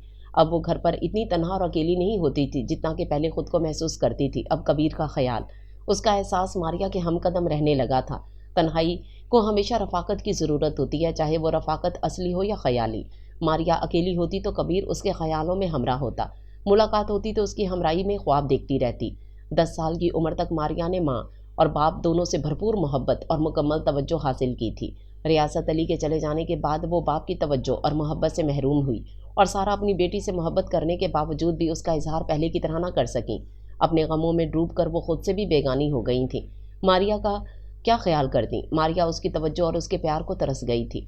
वो खुदगर्ज थी, ना ही लापरवाह। माँ की बेएतनाई के बावजूद उसे अपनी माँ से मोहब्बत थी। वो अपनी बिसात सारा का ख्याल रखने की कोशिश करती रही, मगर एक तिश्नगी थी उसके अंदर जो वक्त के साथ साथ परवान चढ़ती रही। सारा भी शायद मजबूर थी, इसने जानबूझकर मारिया को नज़रअंदाज नहीं किया था, मगर जो भी था मारिया एक महरूमी के साथ परवान चढ़ी थी। वो तिश्नगी और महरूमी अब मदावा चाहती थी जो उसे कबीर की सूरत में नज़र आया। उसका बात करने का अंदाज, ख्याल रखने का तरीका, उसका रवैया, बर्ताव, सब इसमें उल्फत की हरूफ बनकर जज्बे को मुकम्मल कर रहे थे। इस जिस्म की खाल की खुशबू नम आलूद हवा में सरसरा रही थी। बर्फ पिघली तो खजा के सारे गुल भी पिघल कर फूलों के खिलने की राह हुमार कर गए थे। पार्क के किताब ट्यूलिप्स के दहकते फूलों से भरे हुए थे। नाशपाती के पेड़ के सफ़ेद शगुफे उजली चांदनी की तरह दहक रहे थे। मारिया का दिल भी ऐसे ही दहकते महकते खिलते हुए फूलों, कलियों और शगुफों से भरा हुआ था। बड़ी प्यारी धूप थी जो चार तरफ फैली थी। ऐसी धूप यहाँ रोज़ रोज़ नहीं निकलती थी। गो के हवा सर्द थी मगर सूरज की किरणें इस हवा से भरपूर मुकाबला कर रही थीं। ऐसे खूबसूरत फूलों के दिलकश मंजर का हिस्सा बनने और इतनी प्यारी धूप और भीगी खिली हवा में बैठे हुए मारिया ने कबीर को देखते हुए सवाल किया, तुम्हारे घर में कौन कौन है? मम्मी, पापा, एक छोटा भाई और मैं खुद। जॉब मिलने के बाद क्या करोगे? परिंदों की चहचहाट के दरमियान अगला सवाल हुआ। उसे सेलिब्रेट करूंगा। फिर कबीर ने एक गहरी सांस लेकर ऐसे ही गहरी नज़रों से उसे देखा था। फिर एक प्यारी सी और थोड़ी बेवकूफ़ सी लड़की को अपने मम्मी पापा से मिलवाऊंगा। मारिया के गाल गुलाबी होने लगे थे मगर अचानक ही वो चौंकी। क्या कहा तुमने? बेवकूफ़ सी लड़की? क्या मैं बेवकूफ़ हूँ? उसने मुंह फुलाने की तैयारी की। मगर मैंने ये कब कहा कि वो तुम हो? वो तो बहुत प्यारी है। तुम सच कह रहे हो या मजाक कर रहे हो? वो रोहानसी हो गई। कहा था ना कि थोड़ी बेवकूफ़ है, तो वो तुम हो। कबीर ने उसके गाल थपथपाए। बिल्कुल ठीक कबीर। मारिया ने अपने लंबे लंबे नाखून की कलाई में चुभोए। देखो, मेरा हरगिज़ को ये इरादा नहीं किसी जंगली बिल्ली से शादी करने का। कबीर ने उसे मुंह बनाकर तंबी की मगर इस सख्त तंबी के पीछे एक ज़ोरदार कहका छलक रहा था जो बिलाकर उबल ही पड़ा। आज तक बहुत लड़कियों से वास्ता पड़ा मगर तुम जैसी कोई नहीं मिली। मुझ जैसी क्या?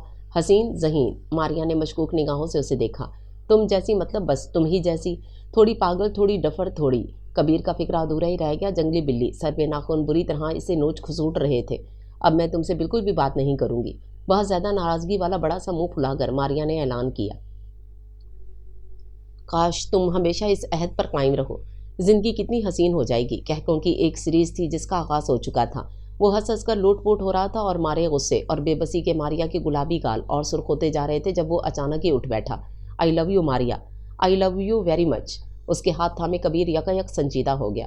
सुर्खी माइल गुलाबी गाल फौरन ही कंधारी अनार बन गए। पूरी रात यूं ही गुजर गई आंखों आंखों में करवटें बदलने में। वो आंखें बंद करती या खोलती एक प्यारा सा बल्कि दुनिया का सबसे प्यारा फिक्रा उसके समातों को और खुद उसे भी गुदगुदाता रहता। और कितने दिन और कितनी रातें इस खुमार में गुजरी और फिर एक रात और उसे ठीक से नींद नहीं आई और अगली सुबह से लेकर शाम तक उसने अपनी पूरी वार्डरोब बेड पे फैला दी मगर उसे कोई जोड़ा पसंद नहीं आया था।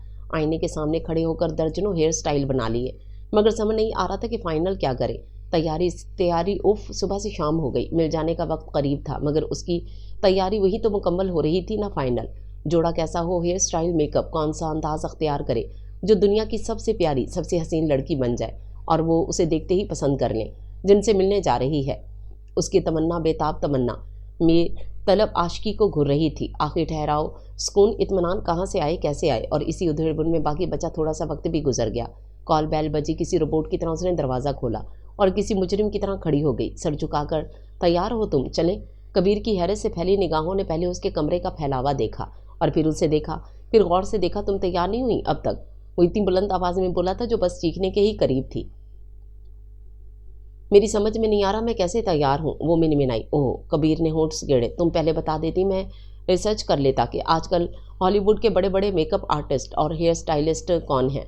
इनमें से किसी से अपॉइंटमेंट ले लेते। कबीर, क्या कबीर, तुम्हारे पास सिर्फ 5 मिनट हैं। मेरे वालिदैन वक्त के इंतहाई पाबंद हैं और जो लोग वक्त के पाबंद नहीं होते इन्हें सख्त नापसंद करते हैं। अब आगे तुम्हारी मर्जी। वो तो कंधे उचकाकर एक तरफ हो गया। अच्छा, बस 1 मिनट रुको, मैं 5 मिनट में आई। मारिया को खुद नहीं पता था वो क्या कह रही है, क्या कर रही है।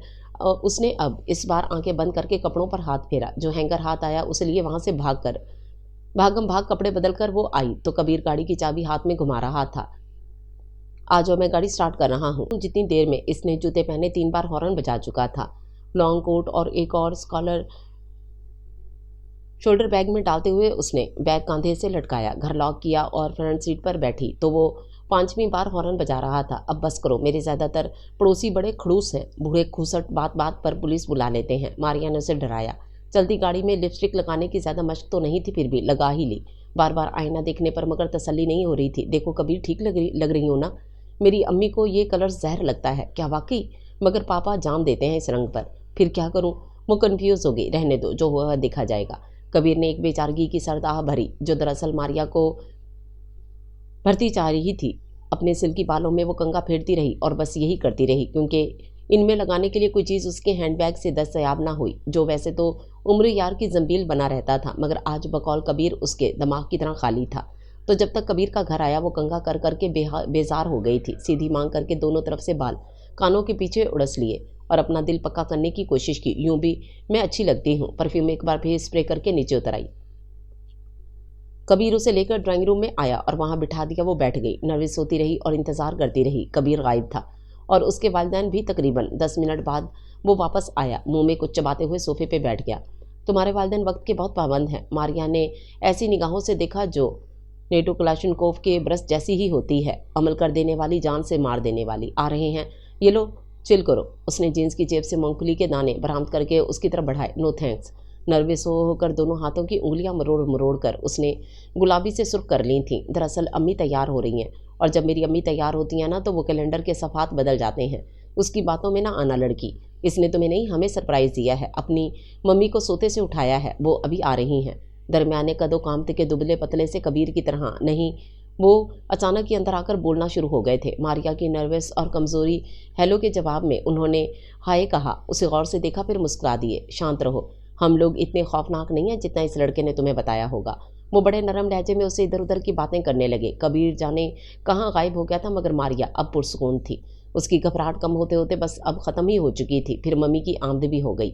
मारिया ने खड़े होकर इन्हें हेलो कहा और हाथ मिलाने के लिए बढ़ाने को थी, मगर इससे पहले ही उन्होंने हाथ जोड़कर बड़ी शाइस्तगी से नमस्ते कहा। उनकी आवाज़ बड़ी मीठी और सुरीली थी। मारिया ने बैठते हुए इन्हें देखा। फिरोज़ी रंग की साड़ी में मलबूस, जिसके किनारे पर चमकीली चौड़ी सी पट्टी थी। मारिया को बाद में इल्म हुआ कि इसे बनारसी बॉर्डर कहा जाता है। सांवली सलोनी पुरकुशिश नकुश की मालिक थीं। माथे पर सुर्ख रंग का गोल टीका, हल्की फुल्की ज्वेलरी और मेकअप। मेरा नाम आनंद खन्ना है और ये मेरी मिसेस पीशा खन्ना। और पीशा, ये मारिया। कबीर के वालिद ने खड़े होकर बाज़ाब्ता तारुफ की रस्म अदा की और तीनों बैठ गए। हल्की फुल्की इधर उधर की बातों के दौरान सवालात के जरिए उसका इंटरव्यू भी जारी था। तुम्हारे वालिद, वो पाकिस्तान में रहते हैं। मम्मी और इनकी अलहदगी हो गई थी। मुस्लिम? जी। दोनों मियाँ बीवी की निगाहें एक लम्हे को आपस में मिलीं। और तुम भी मुस्लिम हो?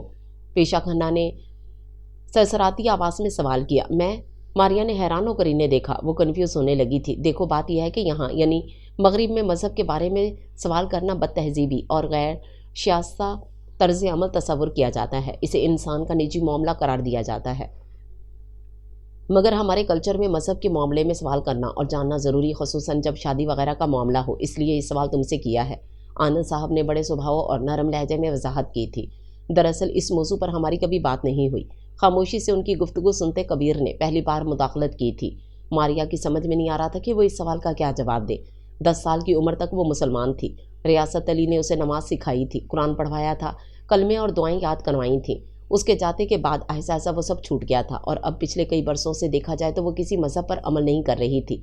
वो मस्जिद जाती थी ना ही चर्च। वो कौन थी, क्या थी, इन सवालों के जवाब मारिया को नहीं आते थे। अच्छा ये बताओ, तुम कबीर से पहली बार कब और कहाँ मिली थी? पापा ने मुस्कुराकर मौजू ही बदल डाला और मारिया को इस मुश्किल सूरत हाल से बाहर निकाला। मगर वो तब्दीली वक्ती थी। सवाल अपनी जगह बाकी था। वो कौन है, किस मज़हब पर अमल करेगी? ईशा खन्ना इस सवाल का जवाब जाने बगैर अगला कदम उठाने को तैयार नहीं थी। वो अगरचे पढ़ी लिखी मॉडर्न औरत थीं। पिछले 27 वर्षों से मगरिब में सुकूनत अख्तियार किए हुए थीं। बेटे की पसंद अपनाने पर राज़ी थीं, मगर अंदर से कट्टर मज़हब परस्त थीं।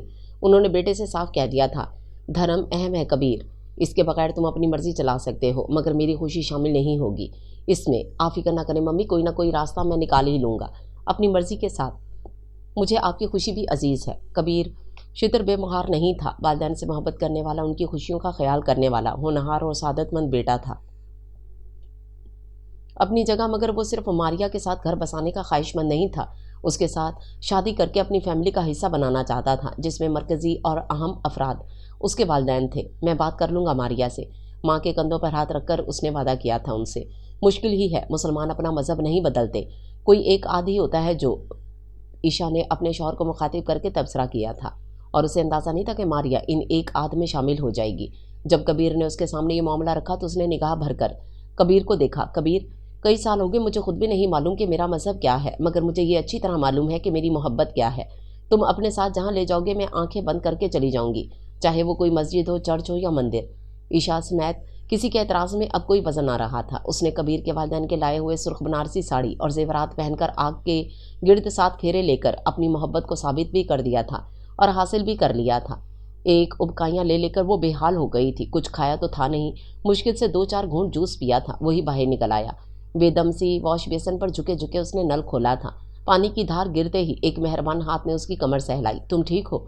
वो बहुत तशवीश और फिक्रमंदी से उसे देख रहा था। हाँ, मारिया ने आईने में उसका और अपना चेहरा देखा, एक साथ देखा और मुस्कुरा दी। मैं अब ठीक हूँ। बिल्कुल भी ठीक नहीं हो, इतनी कमज़ोर और पीली हो रही हो, ठीक से खाती पीती नहीं हो। अब मैं तुम पर सख्ती करने वाला हूँ, कबीर ने उसके शाने के गिर्द बाजू दराज करते हुए ऐलान किया। फिर मारिया की मुस्कुराहट गहरी हुई। मैं कभी कभी सोचती हूँ कि मेरी दुनिया में आने से पहले मेरे बाप ने भी इसी तरह मेरी माँ की नाज बिरादरियाँ की होंगी। पता नहीं क्या बात थी, आजकल मारिया को अपने माँ और बाप दोनों का बहुत ख्याल आ रहा था। हर मोहब्बत करने वाला इसी तरह ख्याल रखता है। कबीर की उंगलियों ने उसके बाल संवारे। फिर मोहब्बत करने वाले जुदा क्यों हो जाते हैं? तुम कमरे में चलकर रेस्ट करो और अच्छी अच्छी बातें सोचो। कबीर ने उसका सवाल यकसर नज़रअंदाज किया। मैं पहले हाथ मुंह धो लूँ। ठीक है, मैं यहीं खड़ा हूँ, तुम्हें साथ लेकर चलूँगा। कबीर उसका ध्यान बटाने की कोशिश कर रहा था। पिछले कुछ दिनों से वह सारा और रियासत अली का तस्करा करने लगी थी और कबीर से अपने बचपन की, अपने वालिदैन की बहुत सी यादें और बातें शेयर करने लगी थी। और इन्हीं बातों और यादों के दौरान वो टेंस भी हो जाया करती थी। कबीर उसे हर किस्म की टेंशन से दूर रखना चाहता था। डॉक्टर की हदायत भी यही थी। कबीर उसे बहलाते हुए कई दिलचस्प किस्से सुना रहा था। मारिया ने पहले हाथ धोए, फिर कुल्ली की और फिर मेकान के अंदाज में हाथ मुंह धोते हुए उसने सबसे आखिर में पैर धोए थे। चलो, तौलिए से हाथ और मुंह खुश्क करके उसने कबीर की जानिब देखा, जो बड़ी अजीब सी नज़रों से उसे देख रहा था। ये तुमने क्या किया? क्या किया मैंने? मारिया उलझ गई। तुमने जिस तरीके से अपने हाथ मुंह और पैर धोए हैं, ऐसे मुसलमान धोते हैं। अपनी इबादत से पहले इसे वुज़ू कहते हैं। अपनी हमरा लाकर उसे बेड पर बिठाते हुए कबीर ने बगैर किसी तासुर के उसे बताया। उसके हल्का अहबाब में मुख्तलिफ मज़ाहिब और कम्युनिटीज़ के अफराद शामिल थे। वो सबकी इबादत और रसूम व रवाज से वाकिफ़ था। क्या हो गया है मुझे? मारिया बुड़बड़ाई। उसके चेहरे पर परेशानी फैल रही थी। कुछ नहीं, तुम नॉस्टैल्जिया का शिकार हो रही हो। जब से प्रेग्नेंट हुई हो, अपने माजी, बचपन और वालिदैन के बारे में बहुत सोचने लगी हो। इस वक्त भी शायद तुम अपने बचपन में कहीं पहुंची हुई थी। कबीर ने दुरुस्त तज्जिया किया था। कबीर, कहीं मैं नफसियाती तो नहीं हो रही? मुझे डर लग रहा है। यकायकी मारिया खौफज़दा नजर आने लगी। मारिया, कबीर आगे झुका। डॉक्टर का कहना है कि ऐसी हालत में औरत बहुत कुछ सोचती है। वो माजी में भी हो सकता है, हाल भी और मुस्तकबिल भी। बस जो भी सोचो अच्छा सोचो। अगर तुम माजी के बारे में सोचो तो खुशगवार यादें, अच्छी बातें सोचो। कबीर उसे यूं समझा रहा था जैसे किसी बच्चे को समझाते हैं। मैं पाकिस्तान जाना चाहती हूँ, अपने डैड से मिलना चाहती हूँ। मारिया ने उसके हाथ थाम कर बहुत मिलतजी लहजे में कहा था। मैं तुम्हें ले चलूँगा, वादा। कबीर ने उसकी आंखों में तैरती नमी और बेबसी देखी न गई। ताहिर वक्त की प्रवास अपने मामूल के मुताबिक थी। दिन और रात के स्याह सफ़ेद धागों से हफ्तों, महीनों और बरसों की लामहदूद चादर की बुनत जारी थी। मारिया को 9वां महीना लगा तो वो कबीर के सर हो गई। मुझे डैड से मिलना है कबीर। इस हाल में जाओगी? कुछ अरसा ठहर जाओ, मैं ले चलूँगा तुम्हें। एतबार नहीं है मुझ पर? कबीर उसे समझा कर ज़िच हो गया था। मुझे डर लगता है, ऐसा लगता है कि मैं मरने वाली हूँ। मैं मरने से पहले उनसे मिलना चाहती हूँ। प्लीज़ कबीर, तुम मुझे और मेरी मजबूरी को समझो। उसके आंसू कबीर की कमज़ोरी थे। वो फ़कत बेबसी से अपना सर हिलाकर रह गया। एड्रेस है तुम्हारे पास? मेरी पुरानी डायरी और कुछ खिलौने मेरे पास अब तक महफूज हैं। इसमें लिखा है। कबीर ने अपना वादा या उसकी ज़िद बिलाकर पूरी कर ही दी। एक तवील सफ़र करके वो इस घर के बाहर खड़ी थी, जहाँ आम के दरख्त की शाखें और बोगनवेलिया की बेलें बाहर लटक रही थीं।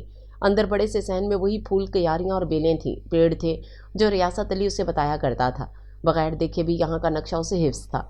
व्हील चेयर पर बैठे कमज़ोर से रियासत अली को उसने पहचान लिया था और डैड कहकर उसके गले लगी तो रियासत अली ने भी उसे पहचान लिया। उसके चेहरे से नहीं बल्कि उसके वजूद से फूटती इस खुशबू से, जो औलाद की खुशबू कहलाती है। मारिया के हाथ थामे वो कुछ नहीं बोला, बस बहुत देर तक रोता रहा। किसी को अंदाज़ा नहीं था कि ये आंसू खुशी के हैं, पछतावे के या किसी और बात के। उसकी वापसी एक आम वापसी नहीं थी जिसमें इंसान पूरा का पूरा सही और सालम वापस आ जाता है। ये वापसी तो ऐसी थी जिसमें इंसान अधूरा वापस आता है, अपना कुछ हिस्सा कहीं छोड़कर। शौरी तौर पर वो आज भी अपने बाप के ज़ेरे असर थी, बिल्कुल अपने बचपन की तरह। उसे अंदाज़ा नहीं था इंकशाफ हुआ तो वो पहले शशदा रह गई, फिर धीरे धीरे उसकी अपनी ज़िंदगी ही उसके लिए पहले वबाल फिर अजाब बनेगी। रियासत अली ने उससे जो जो कुछ कहा वो पंजे गाड़ कर उसके अंदर तक बैठ गया। उसके खून में यूँ सरायत कर गया कि ना चाहते हुए भी वो इन बातों को अपने अंदर से झटकने पर, इन्हें भूलने और फरामोश करने पर कादिर ना हो सकी। बाप की आवाज़ उसकी समातों में हुमा वक्त यूं गूंजती जैसे दिल की धड़कन हर वक्त अपनी ज़िंदगी का एहसास दिलाए रखती है। मारिया, मेरी बच्ची, ये तुमने क्या किया? एक गैर मुस्लिम को मुसलमान बनाए बगैर उससे शादी कर ली। ये तो गुनाह है। तुम्हारे बच्चे किस मज़हब पर अमल करेंगे? इनकी गुमराही का बवाल तुम पर होगा। बस चंद जुमले ही तो थे, मगर दहकती सलाखें बनकर हर रमा कुछ न कुछ कचूके देते रहते थे। उसे मालूम नहीं था कि रियासत अली का डाला हुआ मज़हब का बीज उसके अंदर तक सरायत करके एक तनावर सा पौधा बना हुआ है। वो उसके वजूद से लाइल्म रही, मगर रियासत अली ने एहसास दिलाया तो उसे अपनी शनाख्त का और इस शनाख्त की अहमियत का अंदाज़ा हुआ। मगर मसला ये था कि ये सब कुछ अपनी जगह दूसरी तरफ कबीर की मोहब्बत जो उसके पूरे वजूद को ढांपे हुए थी और जिसकी जड़ें उसके अंदर भी फैली हुई थीं। इस मोहब्बत और इस हकीकत से फरार मुमकिन था ना इन्हेराफ। मारिया दो टुकड़ों में बढ़ती जा रही थी। ऐसी अजियतनाक जिंदगी का तसव्वुर तो उसने भी नहीं किया था। वो जो सोचती थी कि मोहब्बत का ना मिलना अजियत है, उसे अब मालूम हो रहा था कि मोहब्बत का मिल जाना भी कभी कभी इंसान के लिए अजाब बन जाता है। कबीर उसकी ज़हनी कशमकश और परेशानी को देख रहा था, महसूस कर रहा था, मगर समझने से कासिर था। वो हर बार पूछने पर कुछ नहीं कहकर टाल जाती थी। बेटी की पैदाइश पर मारिया बहुत खुश थी। वक्ती तौर पर सारी उलझनें भूल गई, मगर वो यकायक खुद आई जब कबीर ने नन्ही बच्ची को गोद में देते हुए ऐलान किया, ये हमारी गीता है। नहीं, गेती आरा। मारिया ने पहला इख्तलाफ किया। रियासत अली को गुलगुथनी सी पोती का नाम गेती आरा था। मारिया को वो बच्ची और नाम दोनों ही बहुत क्यूट लगे थे, मगर ये नाम हमने पहले भी डिस्कस किया था, तुम राजी थी तब। अब नहीं हूँ। कबीर की नरमी देखकर वो और शेर हो गई। ठीक है डार्लिंग, मैं तुमसे भी मोहब्बत करता हूँ और अम्मी से भी। दोनों को खुश रखना और देखना चाहता हूँ। ऐसा नाम रखते हैं जो दोनों के लिए काबिल कबूल हो, ना गीता और ना गेती आरा। गीत ठीक रहेगा। क्यों? कबीर ने फ़ौरन ही मसले का हल निकाल लिया। ठीक है। मारिया ने ज़्यादा बहस नहीं की। ये नाम भी अच्छा था। फिर कबीर को परेशान करना या परेशान देखना, ये भी तो बहुत मुश्किल अमर था उसके लिए। नाम का मरहला तो बखैर खूबी निपट गया, मगर जब पैदाइश का फॉर्म भरने लगे तो घर में एक छोटा सा तनाज़ा खड़ा हुआ। मज़हब के खाने में क्या लिखा जाए, हिंदू या मुस्लिम? मैंने पहले ही कहा था कि अंदर से ये वही है, अपने बाप के मज़हब पर, बस वक्ती तौर पर ख़ुद को बदल लिया था कबीर से शादी के लिए, वरना ये लोग बदलते नहीं हैं। ईशा खन्ना अपने शौहर के सामने फंकारी, तुमने आग के गिर्द 7 फेरे लेकर मुझसे शादी की थी। तुम्हें बाकायदा और बाज़ाब्ता मेरे मज़हब में शामिल करके तुम्हारा नाम शांति रखा गया था। मैं तुम्हें इसी नाम से पुकारती। कहीं आज तक किसी बात पर कोई एतराज़ नहीं हुआ। आज क्या हो गया? कबीर मुतहम्मल मिजाज था, मगर अब उसके सब्र के पैमाने भी भर गए थे, छलकने लगे थे। मैं अपनी बेटी को मुसलमान बनाना चाहती हूँ। मारिया ने बिल्कुल वही अल्फाज दोहराए जो रियासत अली ने उससे कहे थे, उसके अपने लिए। और तुम खुद? कबीर ने उसे गौर से देखा। मैं आज भी अंदर से वही 10 साला मारिया हूँ। मेरा दिल, मेरा अंदरून नहीं बदला कबीर। मारिया ने उसके सामने एतराफ़ किया। गीत मेरी भी बेटी है। अपने मज़हब के हवाले से मेरी भी वही ख्वाहिश है कि जो तुम्हारी है। फिर अब क्या करें? सवाल मुश्किल था, मामला उलझा हुआ था, मगर आनंद खन्ना ने आगे बढ़कर एक हल निकाल लिया। मज़हब का खाना खाली छोड़ दो, बड़ी होकर खुद ही फैसला कर लेगी। मगरिब में ये चलन आम है। अक्सर वालिदैन मज़हब का खाना खाली छोड़ देते हैं कि बच्चे बड़े होकर अपनी मर्ज़ी से फैसला कर लेंगे। सहूलत के मामले में भी यही कहा गया, मगर उलझनें बढ़ती जा रही थीं। ज़िंदगी आसान थी ना मामलात। गीत कुछ बड़ी हुई थी। मारिया उसे कलमा सिखाती और याद करवाती थी। उसकी दादी अपनी पोती को पूजा के कमरे में अपने साथ बिठा ली, और ख़ुद मारिया का अपना हाल भी अजीब था। उसे अपने डैड से बहुत मोहब्बत ही इतनी कि उसकी ख्वाहिश और उसके कहे हुए लफ्ज़ों को हज़े जाँ बना लिया था। खुद को 2 बल्कि 3 टुकड़ों में तकसीम कर डाला था उसने। यह सब कुछ खुद ब खुद हो गया था। कबीर के साथ रहते हुए उसे गुनाह का एहसास भी होता, निदामत और मलामत भी, मगर उसे छोड़ना भी मारिया के बस की बात नहीं थी। मोहब्बत ने दामन पकड़ा हुआ था। कबीर को छोड़ने का तसव्वुर करती तो उसकी सांसें रुकने लगती। फिर गीत से कल्बी लगाव, जो दोनों के रिश्ते का फितरी तकाजा था। वो कबीर से अलहदगी का सोचती तो ये भी ख्याल आता कि बेटी अपने बाप की कुर्बत और शफकत से महरूम हो जाएगी। कबीर के साथ साथ गीत से जुदाई भी उसके लिए सुहाने रूह थी। कबीर के साथ होते हुए भी वो उसके साथ नहीं होती थी, और इस कवालखानापन, खुद सुपुर्दगी, चाहत, सब कुछ बर्फ़ का तोता बनता जा रहा था, ठंडा, बेहिस और बेजान। कबीर इस सारी सूरत हाल से, इसके रवैये से तंग आने लगा था, बेजार होने लगा था। बाप के साथ मिलकर उसने बिजनेस स्टार्ट किया था। उसे अब ज़्यादातर सफ़र में रहना पड़ता था। वो सफ़र से वापस आता तो मारिया की पुरजोश रफ़ाकत का तमन्नाई होता, मगर अब वो कुछ थकने लग गया था। तुम एक बार अच्छी तरह सोचकर फैसला कर लो मारिया, या तो मुझे पहले की तरह अपनी मोहब्बत से ग़ुलाम बना लो, नहीं तो इस बेमकसद कैद से मुझे भी आज़ाद करो और ख़ुद को भी। एक रोज़ उसने साफ साफ ही कह दिया था। उसे अपनी बीवी की पूरी मोहब्बत, मुकम्मल तवज्जो और सारा वजूद चाहिए था। टुकड़ों में बटा हुआ इंसान जज्बों को और ज़िंदगी को भी अधूरा कर देता है। तुम्हें एक चीज़ को चुनना होगा, मज़हब या मैं। तुमने खुद को भी अजियत में डाला हुआ है और मुझे भी। 7 बरसों की बर्दाश्त के बाद कबीर का ज़ब्त बस जवाब दे गया, कबीर तुम मुसलमान हो जाओ। मारिया के पास बस यही एक तरीका था, खुद को, मोहब्बत को, ज़िंदगी को और अपने घर को बचाने का। मारिया, एक गहरी सांस लेता हुआ वो उसके करीब बैठ गया, उसके हाथ अपने हाथों में जकड़ लिए। देखो, ये सब इतना आसान नहीं होता। मज़हब की तब्दीली कोई बच्चों का खेल नहीं होती, ना वक्ती जज्बा और ना ही किसी के कहने से ये अमल होता है। ये दिल की तब्दीली होती है, इंसान के अंदर से फूटती है। तुम अपनी मिसाल ले लो। मेरे लिए, मोहब्बत के लिए, शादी के लिए तुमने मेरे मज़हब में पनाह ले ली, मगर वो वक्ती था सब कुछ। मुझे मालूम है तुमने उस वक्त जानबूझकर ये सब नहीं किया। शायद इस वक्त तुम फेयर थी, अपने आप से ला इल्म। मगर वो जो तुम्हारे अंदर है वो बिलाखिर एक दिन बाहर आ गया। मैं भी तुम्हारे या किसी के भी कहने पर यह सब नहीं कर सकता। मैं जो हूँ इस पर मुतमईन हूँ। तुम अगर अपने बारे में फैसला कर लो, एक बार एक फैसला। कबीरा, मैं तुमसे और गीत से बहुत मोहब्बत करती हूँ, अपना घर बर्बाद नहीं करना चाहती, मगर कोई अंदर से मुझे इस जिंदगी पे मलामत करता रहता है। मैं क्या करूँ, कहाँ जाऊँ? वो फूट फूट कर रो दी। कबीर तुरहम से उसे देखता रहा और खुद भी तो तकसीम होता जा रहा था। कभी मारिया पर तरस आता, कभी खुद पे। मोहब्बत और ताल्लुकात में गर्मजोशी जिंदगी की अलामत है, वगरना वो मुर्दा होकर ताल्लुक लातलकी का सर्द ताबूत में बंद हो जाते हैं और रवैयों की, बातों की, हालात और वाक़यात की जंग आलूद कीलें एक एक करके ठीक ठीक इस ताबूत का ढक्कन ठोकती रहती हैं। कबीर और मारिया की मोहब्बत, रिश्ते और ताल्लुकात के ताबूत में आखिरी कील भी एक दिन लग गई। उस दिन जब कबीर ने अपने एक ज़रूरी कागज़ की तलाश में अलमारियां, दराजें, सब कुछ छान मारा। कागज़ उसे ना मिला, मगर जो कुछ मिला वो उसे हैरान और फिर सुन कर गया। ये क्या है, कब से इस्तेमाल कर रही हो तुम? मारिया वापस आई तो कबीर उससे जवाब तलबी कर रहा था। वो मुश्तइल था और बहुत दुखी भी। तुम्हें अच्छी तरह मालूम था कि मैं फैमिली बढ़ाने का कितना शौकीन था। तुम भी तो यही चाहती थी कि हमारे कम से कम 3-4 बच्चे तो हों। फिर तुम कैसे कर सकती हो ये सब? उसे झंझोड़ कर वो अब अपना सर थामे बैठा था। मैं आज तक यही समझता रहा कि ये कुदरत की तरफ से है। मैंने समझौता कर लिया था, एक बेटी को ही अपनी पूरी दुनिया मान लिया। मुझे मालूम नहीं था तुम धोखा दे रही हो मुझे। क्यों करती रही ये सब? वो एक बार फिर सवाल कर रहा था उससे। मैं नहीं चाहती थी कि मेरे जैसे और बच्चे इस दुनिया में आएं जो एक वाज़ेह सिमत में ना चल सकते हों। मारिया ने सर झुकाकर एतराफ़ किया तो उसकी नज़रें कबीर के थके हुए इस खालीपन पर थीं जिसमें मौजूद गोलियों ने गीत के बाद किसी और को और जान को दुनिया में ना लाने में उसकी मदद की थी। तुम अपने साथ साथ मेरी ज़िंदगी भी तबाह कर रही हो। कबीर, तुम मुझ पर तरस और रहम खाए बगैर जो फैसला करना चाहो कर लो। मारिया जो बात कहने के लिए एक अरसे से खुद को मजबूत कर रही थी, आज उसने कह डाली। उसे शिद्दत से महसूस होता था कि वो अपने साथ साथ कबीर के साथ भी ज्यादती कर रही है। वो कबीर से मोहब्बत कर रही है, मगर उसे वो मोहब्बत दे नहीं रही। कबीर की जो खुशियाँ और अरमान उससे वाबस्ता हैं, इन्हें पूरा करने में नाकाम हो रही है। फिर उसे क्या हक है एक इंसान की ज़िंदगी यूं तबाह करने का? गीत अब 12 साल की हो रही है, इसे समझाया जा सकता है। वो कबीर से अलहदा हो गई थी। तमाम तर दुख और तमाम तर कर्ब के बावजूद उसने ये पुले सिरात अबूर कर ही लिया। गीत उसके साथ भी रहती और कबीर के साथ भी। इस आंख मचुली में वो कॉलेज पहुंच गई। तब मारिया के दिल ने एक दिन अचानक धड़कना छोड़ दिया।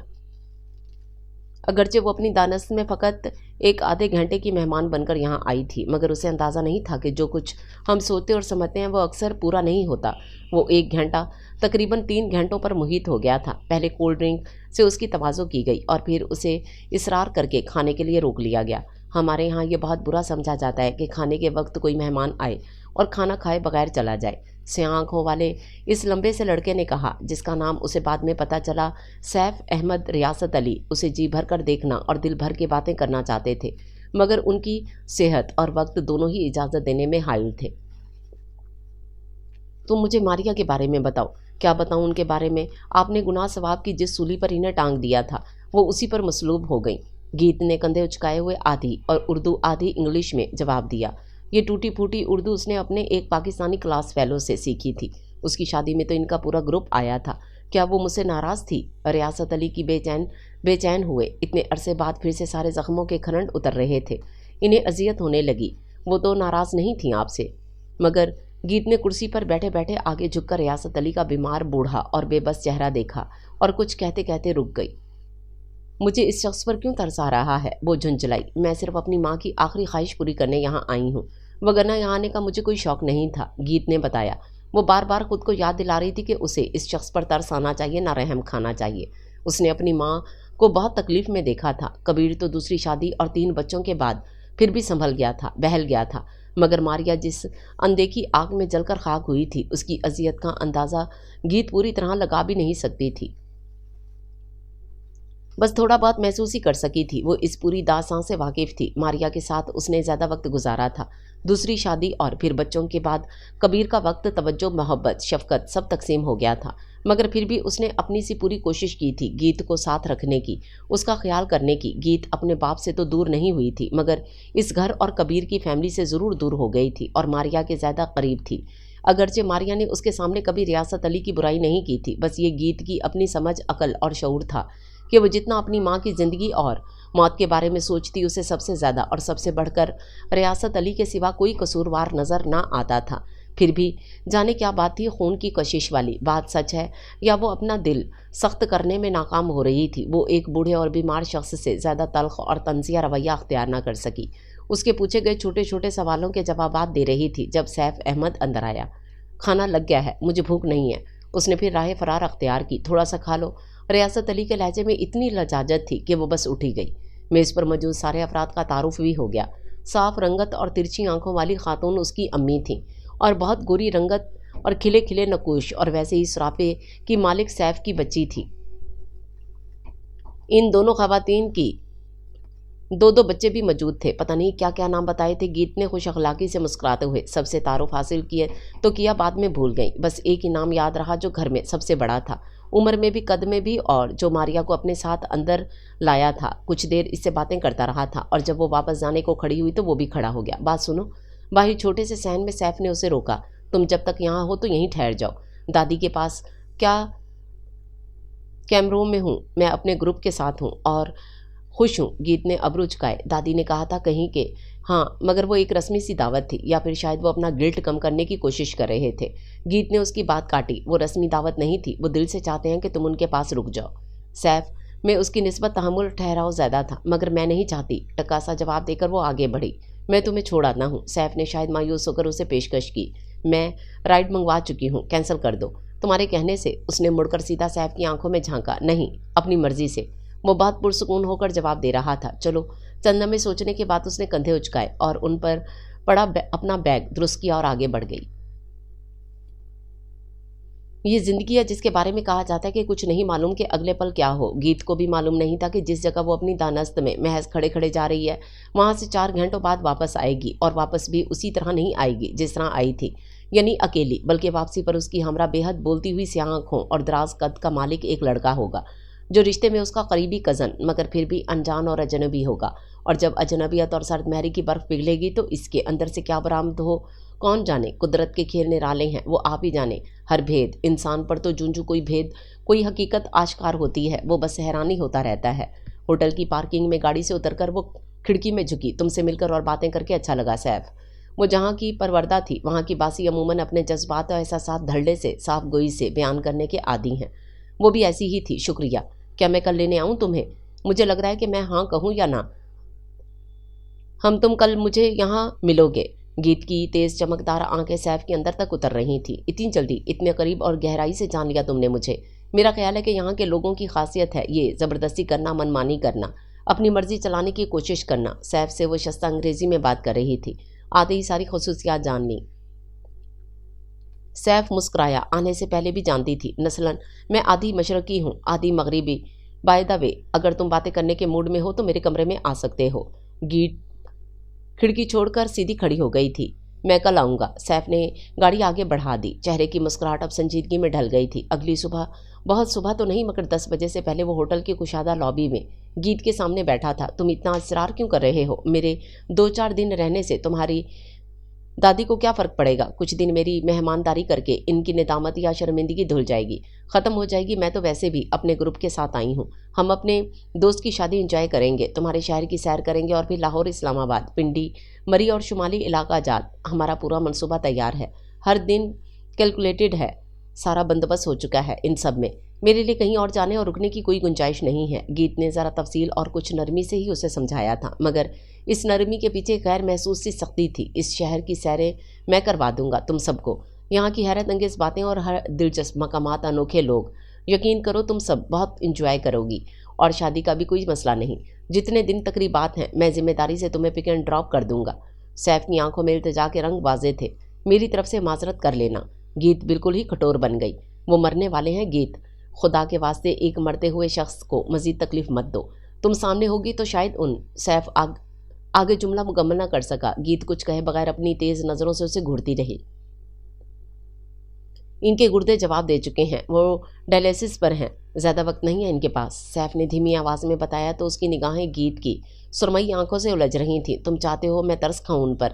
میرے چاہنے سے کیا ہوتا ہے؟ تم اپنی مرضی کی مالک ہو۔ اتنا نرم دل تو ہر انسان میں ہوتا ہے کہ ایک مرتے ہوئے انسان پر رحم کھائے۔ یہی تو خرابی ہے ہم سب میں، مرتے ہوئے انسانوں پر رحم کھا لیتے ہیں، جیتے ہوئے زندگی گزارتے ہوئے لوگوں پر ترس نہیں آتا ہمیں۔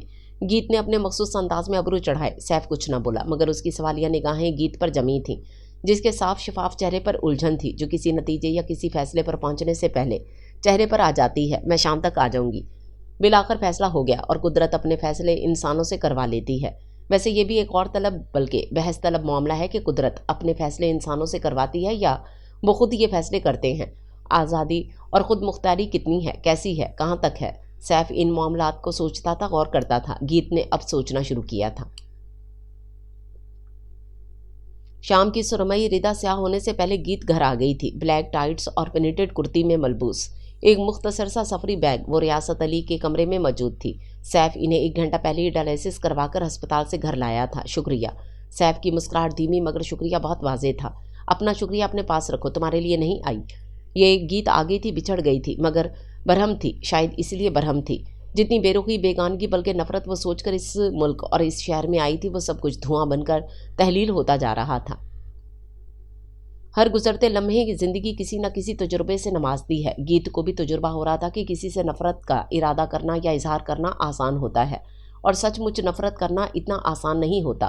تمہیں غصہ آ رہا ہے کہ اپنے دوستوں کو چھوڑ کر یہاں کیا کر رہی ہو؟ سیف بالکل سنجیدہ تھا۔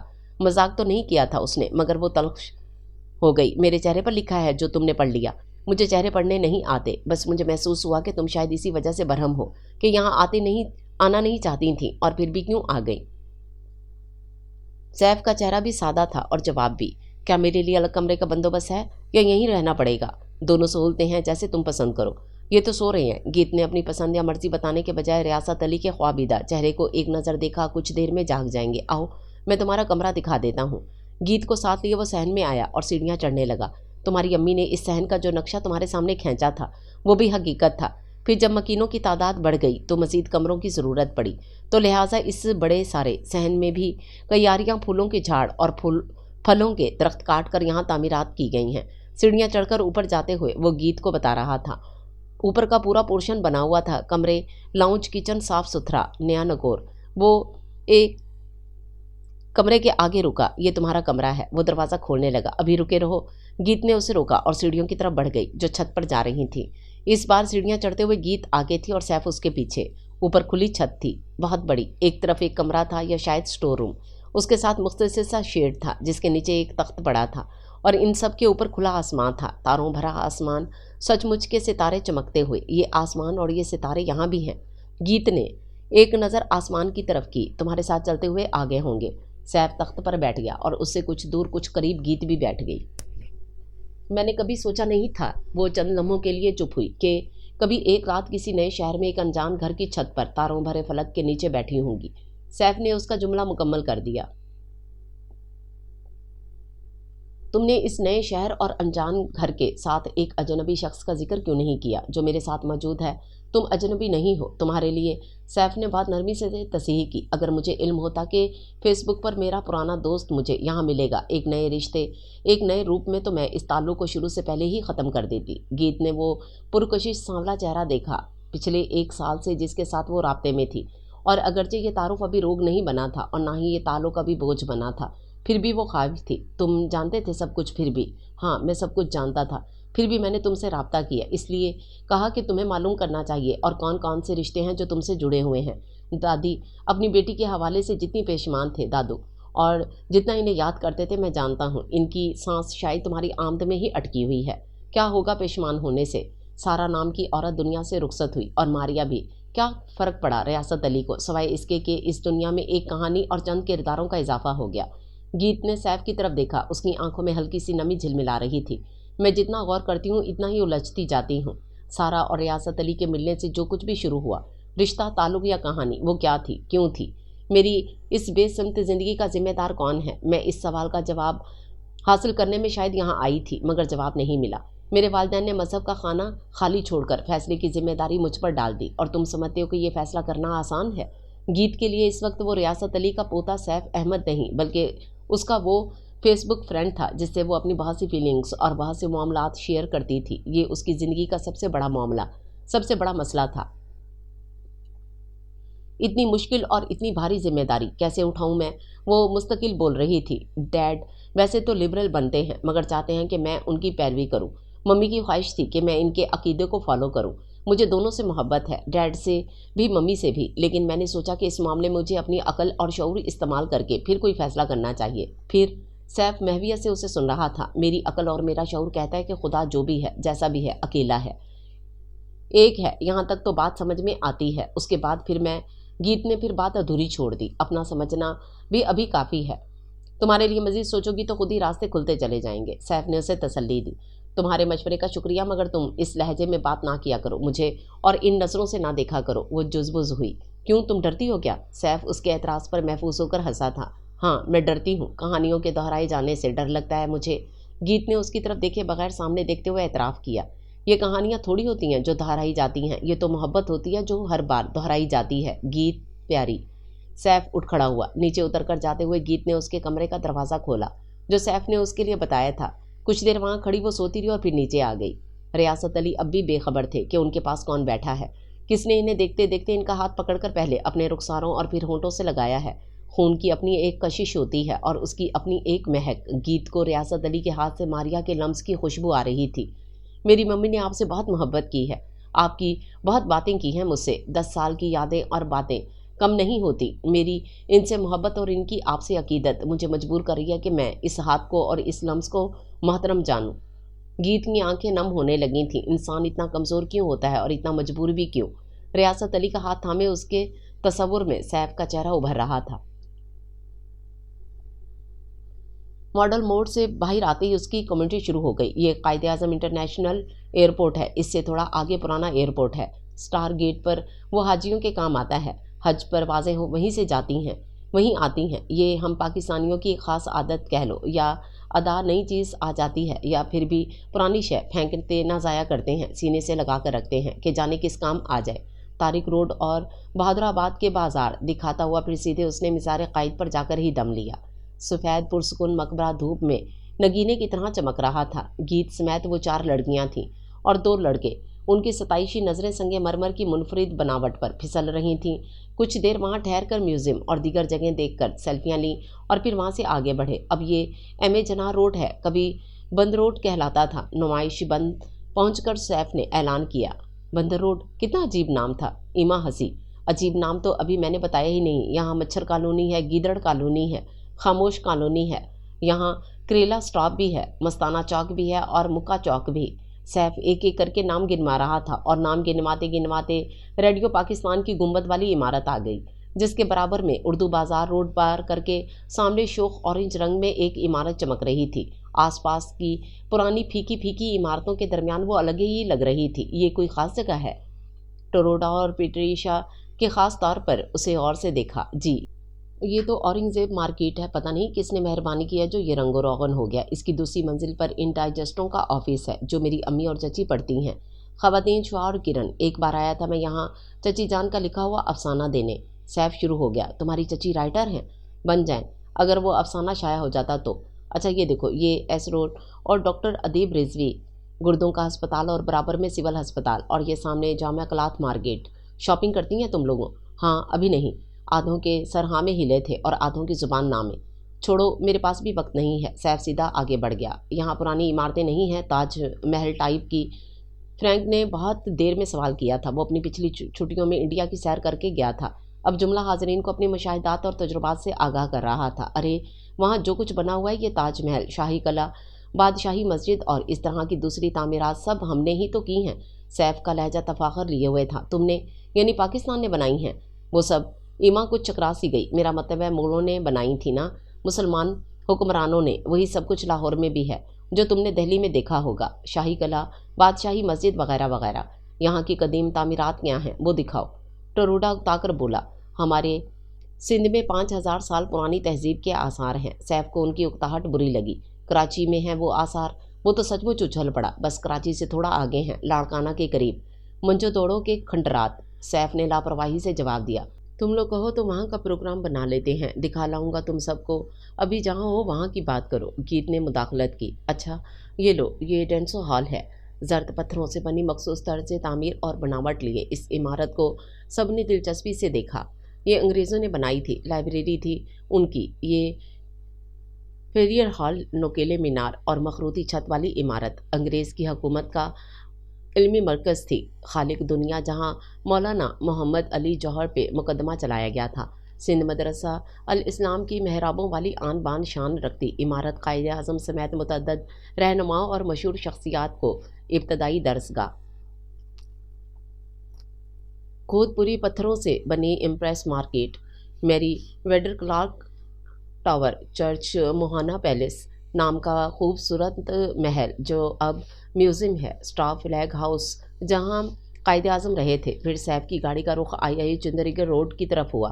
یہ سڑک یہاں کی وال سٹریٹ سمجھ لو۔ سیف نے انہیں بتایا ملک کے مشہور اور بڑے اخبار کا دفتر، اشاعتی ادارہ دکھانے کے بعد اس نے وہ منفرد گول عمارت دکھائی جس وقت یہ تعمیر ہوئی ایشیا کا سب سے بلند عمارت تھی، 1963 میں حبیب بینک پلازا۔ پھر وہ انہیں لے کر کھارا در پہنچ گیا، وزیر مینشن بلڈنگ، قائد اعظم کی جائے پیدائش۔ یہاں کی عمارتوں، سڑکوں، گلیوں اور راستوں میں قدامت کی بو باس رچی ہوئی تھی۔ کھارا در، میٹھا در اور ان کے آس پاس کے علاقے کراچی کے قدیم علاقے ہیں۔ سیف نے پورا دن لگا کر سب کچھ دکھا دیا۔ اگلے 2 دن میں سیف نے قابل ذکر مقامات دکھا ہی دیے، مگر فرینک بڑا ہی غیر مطمئن بندہ تھا۔ روم اور بھارت کی سیر کرنے کے بعد وہ 1500 سال سے کم کسی تعمیر یا کھنڈر کو قدیم مانتا ہی نہ تھا۔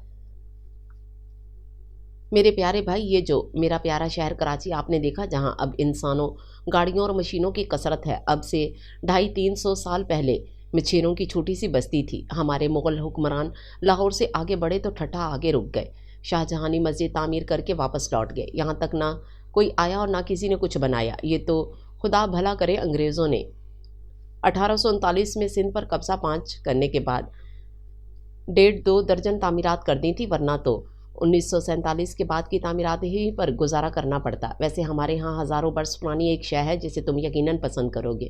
بہت پیار سے فرینک کو سمجھاتے ہوئے سیف نے آخر میں دعویٰ کیا۔ کیا ہے؟ سبھی چونکے۔ سمندر۔ ہمارے پاس صدیوں پرانا بحیرہ عرب ہے، کل دکھا لاتا ہوں۔ میں جانتی ہوں، کلفٹن کا سمندر۔ ایما نے اپنی معلومات کا مظاہرہ کیا۔ وہاں سمندر کہاں ہے؟ اب تو سیوریج کا پانی ہے۔ سیف نے تعصب سے سوچا۔ ہم تمہیں ہاکس بے، سینڈ اسپرٹ یا گڈانی دکھائیں گے، سیف نے اعلان کیا۔ سیف، ایک بات بتا، سچ مچ کی ہنڈیاں بھونتی ہوئی امی نے بیٹے کو تفتیشی نگاہوں سے گھورا۔ اس کی توجہ امی اور ان کی تفتیش سے زیادہ گاجر اور کھیرے کے ٹکڑوں پر تھی جنہیں وہ اٹھا اٹھا کر منہ میں رکھ رہا تھا۔ اس لڑکی کو تو نے روکا ہے یہاں یا بڑے میاں نے؟ نہ میں نے روکا ہے نہ دادی نے۔ قسمت لے آئی ہے یہاں، قسمت پر ڈال دو سب کچھ، اور یہ آسان طریقہ ہے۔ انہوں نے ہنڈیا میں تھوڑا سا پانی ڈالا۔ پھر کس پر الزام رکھیں پیاری امی جان؟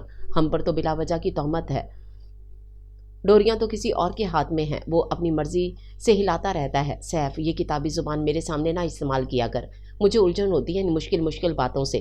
میری بات کا سیدھا سیدھا جواب دینا ہے تو دے۔ امی کی توجہ ہنڈیا پر بھی تھی اور بیٹے پر بھی۔ روکا تو دادو نے ہے، مگر میری بھی خواہش تھی۔ سیف نے امی کے سامنے سچ اگل دیا۔ پوتے کس کے ہو؟ انہی کے نقش قدم پر چلو گے؟ انہوں نے چولہے کی آنچ دھیمی کی۔ کون جانے کس کے نقش قدم ہوتے ہیں جن پر ہم چلتے ہیں، انسان کے یا محبت کے؟ دنیا کا سب سے قدیم راز جو دلوں پر کب اور کیسے الہام ہو جاتا ہے، سمجھ سے باہر ہے۔ سیف نے گاجر کا ٹکڑا اٹھا کر منہ میں رکھا۔ اتنا فلسفہ لڑکی کے سامنے بولو گے تو بھاگ لے گی اٹھ کے۔ وہ مجھ سے زیادہ گاڑھا اور مشکل فلسفہ بولتی ہے امی جان۔ سیف نے انکشاف کیا تو وہ مسکرانے لگیں۔ شکر ہے اونٹ پہاڑ کے نیچے آیا، میرے کو سوا سیر تو ملا، اس سے پہلے کہ میری مزید کھنچائی ہو مجھے نکل لینا چاہیے۔ سیف بڑی شرافت اور تیزی سے باہر نکل گیا۔ ہوا میں خنکی تھی سرد ہوا نے دھیرے سے آ کر شرارت سے اس کے بال بکھیرے۔ گیت نے چونک کر جھرجھری لی۔ موسم تبدیل ہو گیا ہے، تم نے کوئی گرم کپڑا نہیں پہنا۔ سیف کو آج خود بھی سردی محسوس ہو رہی تھی۔ 2-4 دن پہلے تک تو گرمی ہو رہی تھی، اب یکایک ٹھنڈی ہوائیں چل پڑی۔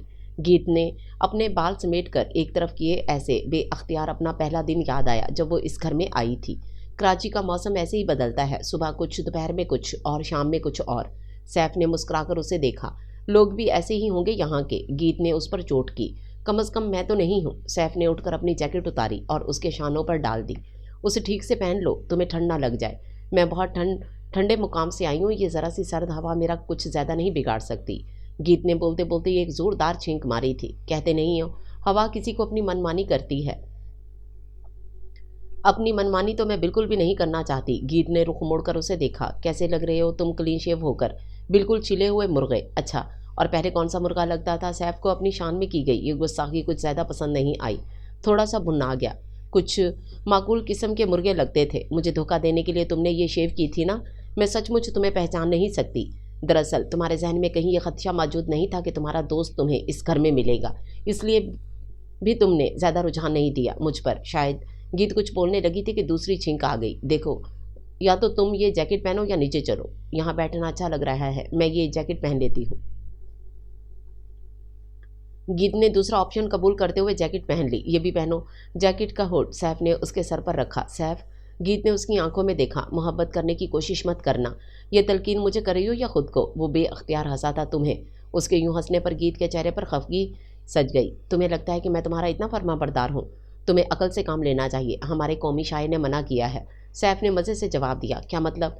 गीत ने आंखें झिपकाईं। सैफ का जवाब उसकी समझ में नहीं आया था। हमारे जो शायर हैं वो कहते हैं कि इंसान को अकल के बजाय दिल के कहने पे चलना चाहिए। वो इश्क और दिल को अकल से पहले और आगे रखते हैं। क्यों? अकल नफ़ा नुकसान देखती है, इश्क नहीं देखता, ना ही दिल। सैफ ने वजाहत की। दिल से बड़ा बेवकूफ़ कोई नहीं दुनिया में, जो उसके पीछे चलते हैं वो भी। गीत, सैफ ने कुछ कहना चाहा मगर गीत ने उसे रोक दिया। सैफ प्लीज़, मैं नहीं चाहती कि अब एक और नई कहानी जन्म ले।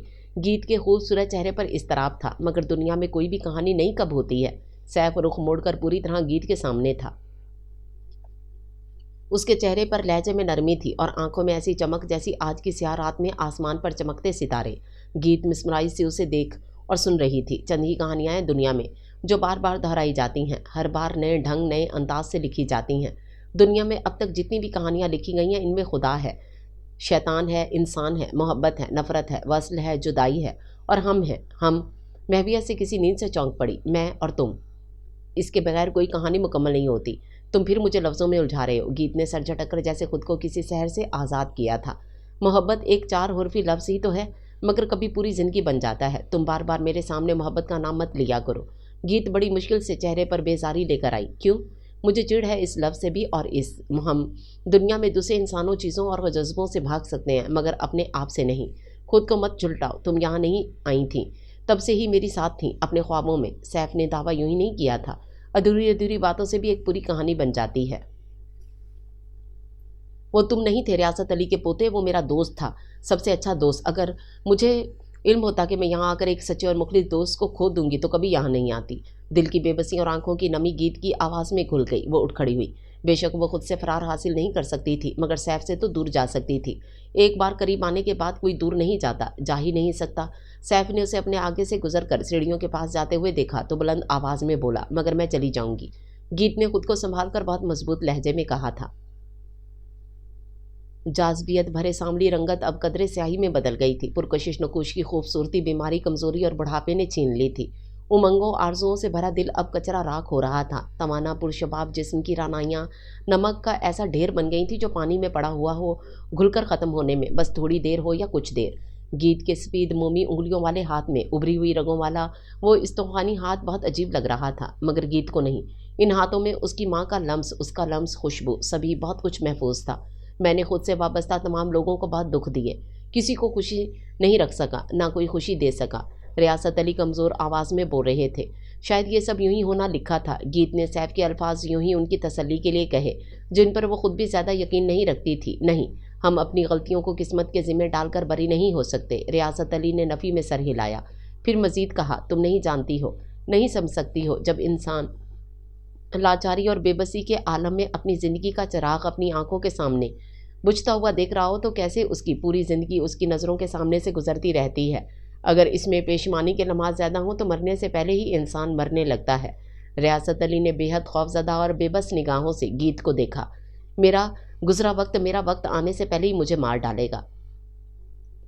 आप इतना ना सोचा करें, आपकी सेहत के लिए ठीक नहीं है। मेरा कुछ भी मेरे अख्तियार में नहीं है, ना मेरा जिस्म, ना मेरा जहन। मैं लाख चाहूँ मगर ख़यालात मुझे खुद ही जकड़ लेते हैं। मेरे लिए नामुमकिन है इन सोचों की गिरफ्त से रिहाई पाना। आप मुझे मम्मी के बारे में बताएं, जब आपने पहली बार इनके लिए डोगी ख़रीदा। गीत ने मौजू बदला। हाँ, सारा ने गिफ्ट किया था उसे, बालों वाला पाउडर जिसका मुंह पता ही नहीं चलता था कि कहाँ है। रियासत की आंखों में चमक सी आ गई थी और मारिया ने ऐलान किया कि वो इसका नाम डैड रखेगी क्योंकि वो डैड जितना ही क्यूट है। रियासत ने मुस्कुराने की कोशिश की मगर जाने क्यों मुस्कुरा ना सके। मैंने तो उसे कुरान पढ़वाया, नमाज, कलमे, दुआ सिखाया और याद करवाई। वो बहुत शौक़ और दिलचस्पी से सीखती थी। सारा ने उसे स्विमिंग सिखाई थी और वो पानी से बाहर आने का नाम नहीं लेती थी। मैं उसे खुश देखना चाहता था, खुश रखना चाहता था। मैंने बहुत बड़ी ख़ता की। मैं रियासत की जहनी रौ फिर बहक गई। मम्मी का स्कूल में पहला दिन कैसा था, जब आप छुट्टी होने तक क्लास के बाहर बैठे रहे। गीत ने फिर उनका ध्यान बटाया। इसी शर्त पर वो क्लास में बैठी थी। रियासत ने बोलते हुए अब मुश्किल से अपना चेहरा गीत की तरफ किया। तुमने तो मुझे माफ़ कर दिया ना, मुझे तो आपसे कोई शिकायत नहीं है। गीत ने एक बार फिर इन्हें तसल्ली दी। तुम मारिया की तरह मासूम हो। गुनाहगार की औलाद मासूम और मजलूम हो तो गुनाहों का बोझ कुछ और बढ़ जाता है। आप गीत ने कुछ कहने की कोशिश की थी कि सैफ अंदर आ गया। तुम्हारा फ़ोन ख़राब है या साइलेंट है? तुम्हारे दोस्तों का फ़ोन आया है मेरे पास। जवार की मेहंदी में कब तक जाऊगी? मैं कॉल कर लूँगी इन लोगों को। गीत ने रुख मोड़े बगैर जवाब दिया। रवायती हल्ले गुल्ले वाली पाकिस्तानी शादी वो पहली बार अटेंड कर रही थी। शादी की सारी शॉपिंग कराची के एक जदीद मॉल से की थी। यहाँ के फैशन और ट्रेंड के हिसाब से आज के दिन के लिए तीनों लड़कियों ने गरारा सूट मुंतखब किए थे। लड़के कुर्ता शलवार में थे। जवार की खसूसी दोस्तों की वजह से इनकी बेहद आवभगत की जा रही थी और खसूसी प्रोटोकॉल दिया जा रहा था जिसे वो सभी खूब इंजॉय कर रहे थे। गीत अलबत्ता कुछ परेशान और खोई खोई थी। अगरचे वो मुस्कुरा मुस्कुरा कर सबसे घुलने मिलने और बात करने की कोशिश कर रही थी। तुम कुछ डिस्टर्ब हो। फ्रैंक की जीरक निगाहों से गीत का भेद छुपा न रह सका। नहीं तो मैं पूछ नहीं रहा, तुमसे बता रहा हूँ। तुम परेशान लग रही हो। यहाँ हो मगर यहाँ नहीं हो। फ्रैंक ने चंद लफ्ज़ों में उसका मुकम्मल और भरपूर तज्जिया किया था। नाना की तबीयत ठीक नहीं लग रही थी मुझे। मैं आना नहीं चाहती थी यहाँ, मगर सैफ ने मजबूर करके भेज दिया। गीत ने अपने इर्द गिर्द फैले रंगों, रोशनी और खुशबुओं के माहौल को देखा। सब कुछ बहुत पुरकशिश था, फिर भी उसे कुछ भी अच्छा नहीं लग रहा था। वो अपने हिस्से की ज़िंदगी जी चुके हैं। अब आगे जो कुछ है वो कुदरत का फैसला और फितरत का कानून है। वैसे यहाँ आने से पहले तुमने कभी जिक्र नहीं किया इनका। फ्रैंक ने अपनी अजली साफ गोई का मुजाहरा किया। अरे गीत, तुम यहाँ अकेली खड़ी क्या कर रही हो? आओ ना, जवार बुला रहा है। ईमा उसे बुलाने आई थी, चलो। गीत ने फ्रैंक के तबसरे का जवाब दिए बगैर ईमा का हाथ थामा। गीत, फ्रैंक ने यकदम ही पुकारा। वो मुड़ी। तुम्हें यकीन है कि तुम इस वजह से परेशान हो? अपने नाना की वजह से? हाँ, गीत ने वो जवाब दिया जिस पर उसे यकीन नहीं था और फ्रैंक को भी नहीं आया।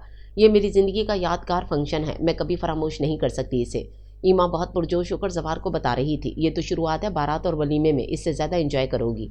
जवार ज़ोर से हंसा, ज़िंदगी और खुशी से भरपूर हंसी जो उसके चेहरे का मुस्तकिल हिस्सा बनी हुई थी। ये जो तुम्हारे यहाँ पूरे ख़ानदान, रिश्तेदारों और दोस्तों की अटैचमेंट है ना, ये बहुत ज़बरदस्त बात है। मुझे बहुत अच्छा लग रहा है। ईमा ने मज़ीद सिराहा। क्या हुआ गीत, तुम बहुत खामोश हो?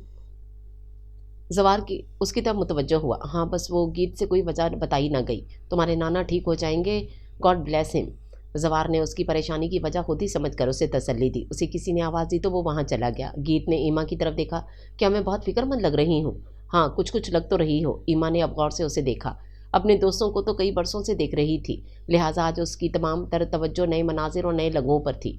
चेहरे को आईना नहीं बनना चाहिए, जिसका जी चाहे अक्स देख ले, न खुली किताब को जो देखे पढ़ ले। गीत की उलझन और बढ़ गई।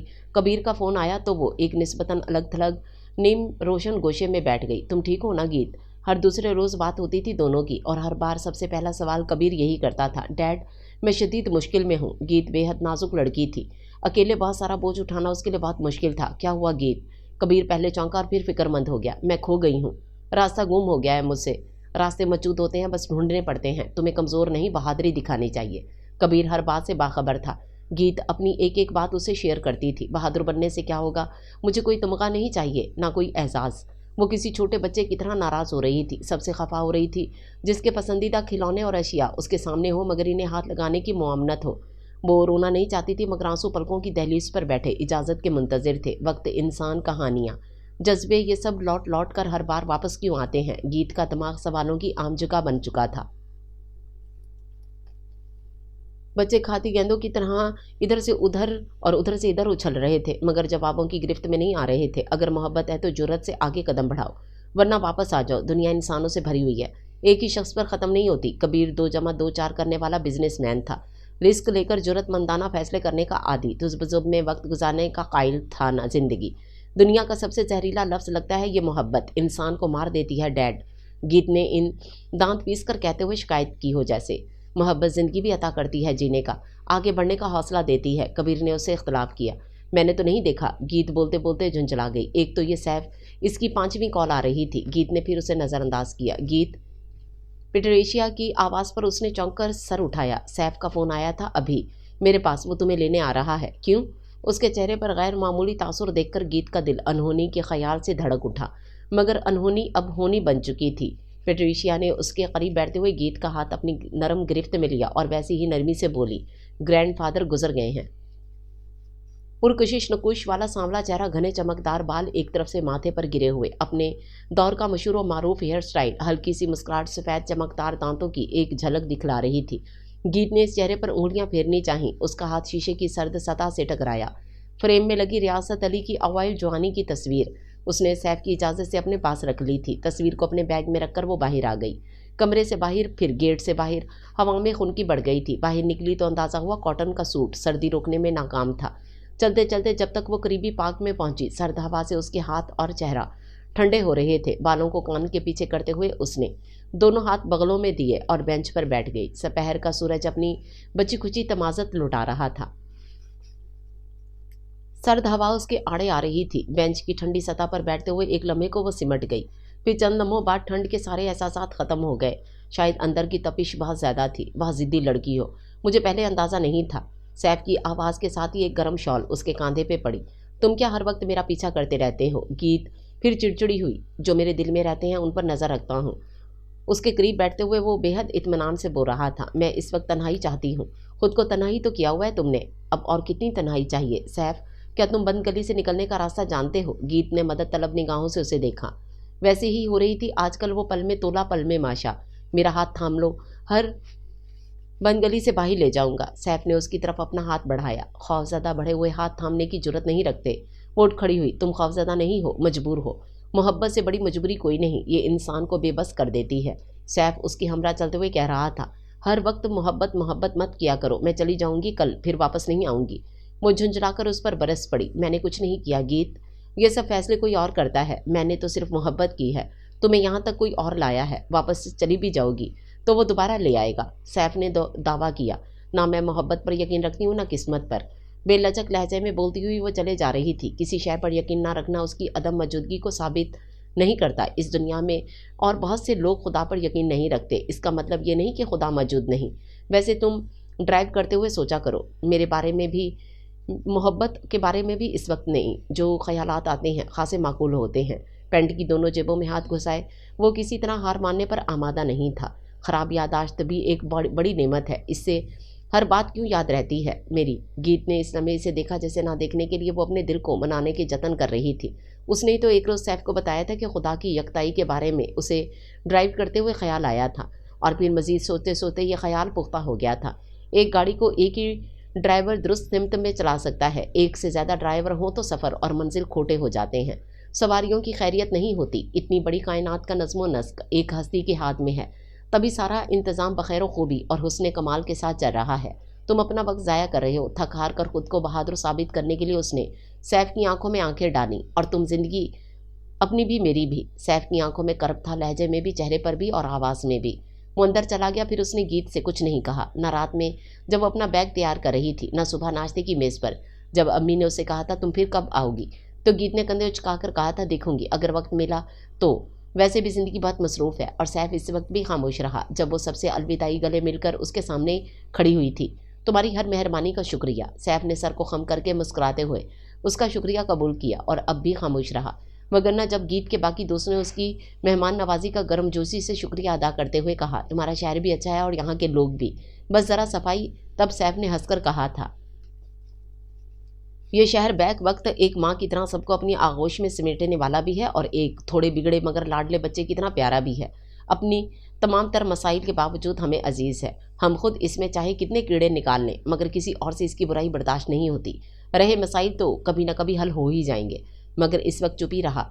गीत चली गई, उसे खुदाफिज भी नहीं कहा। जिनकी वापसी का यकीन हो वो इन्हें अलविदा कहने पर यकीन नहीं रखता था।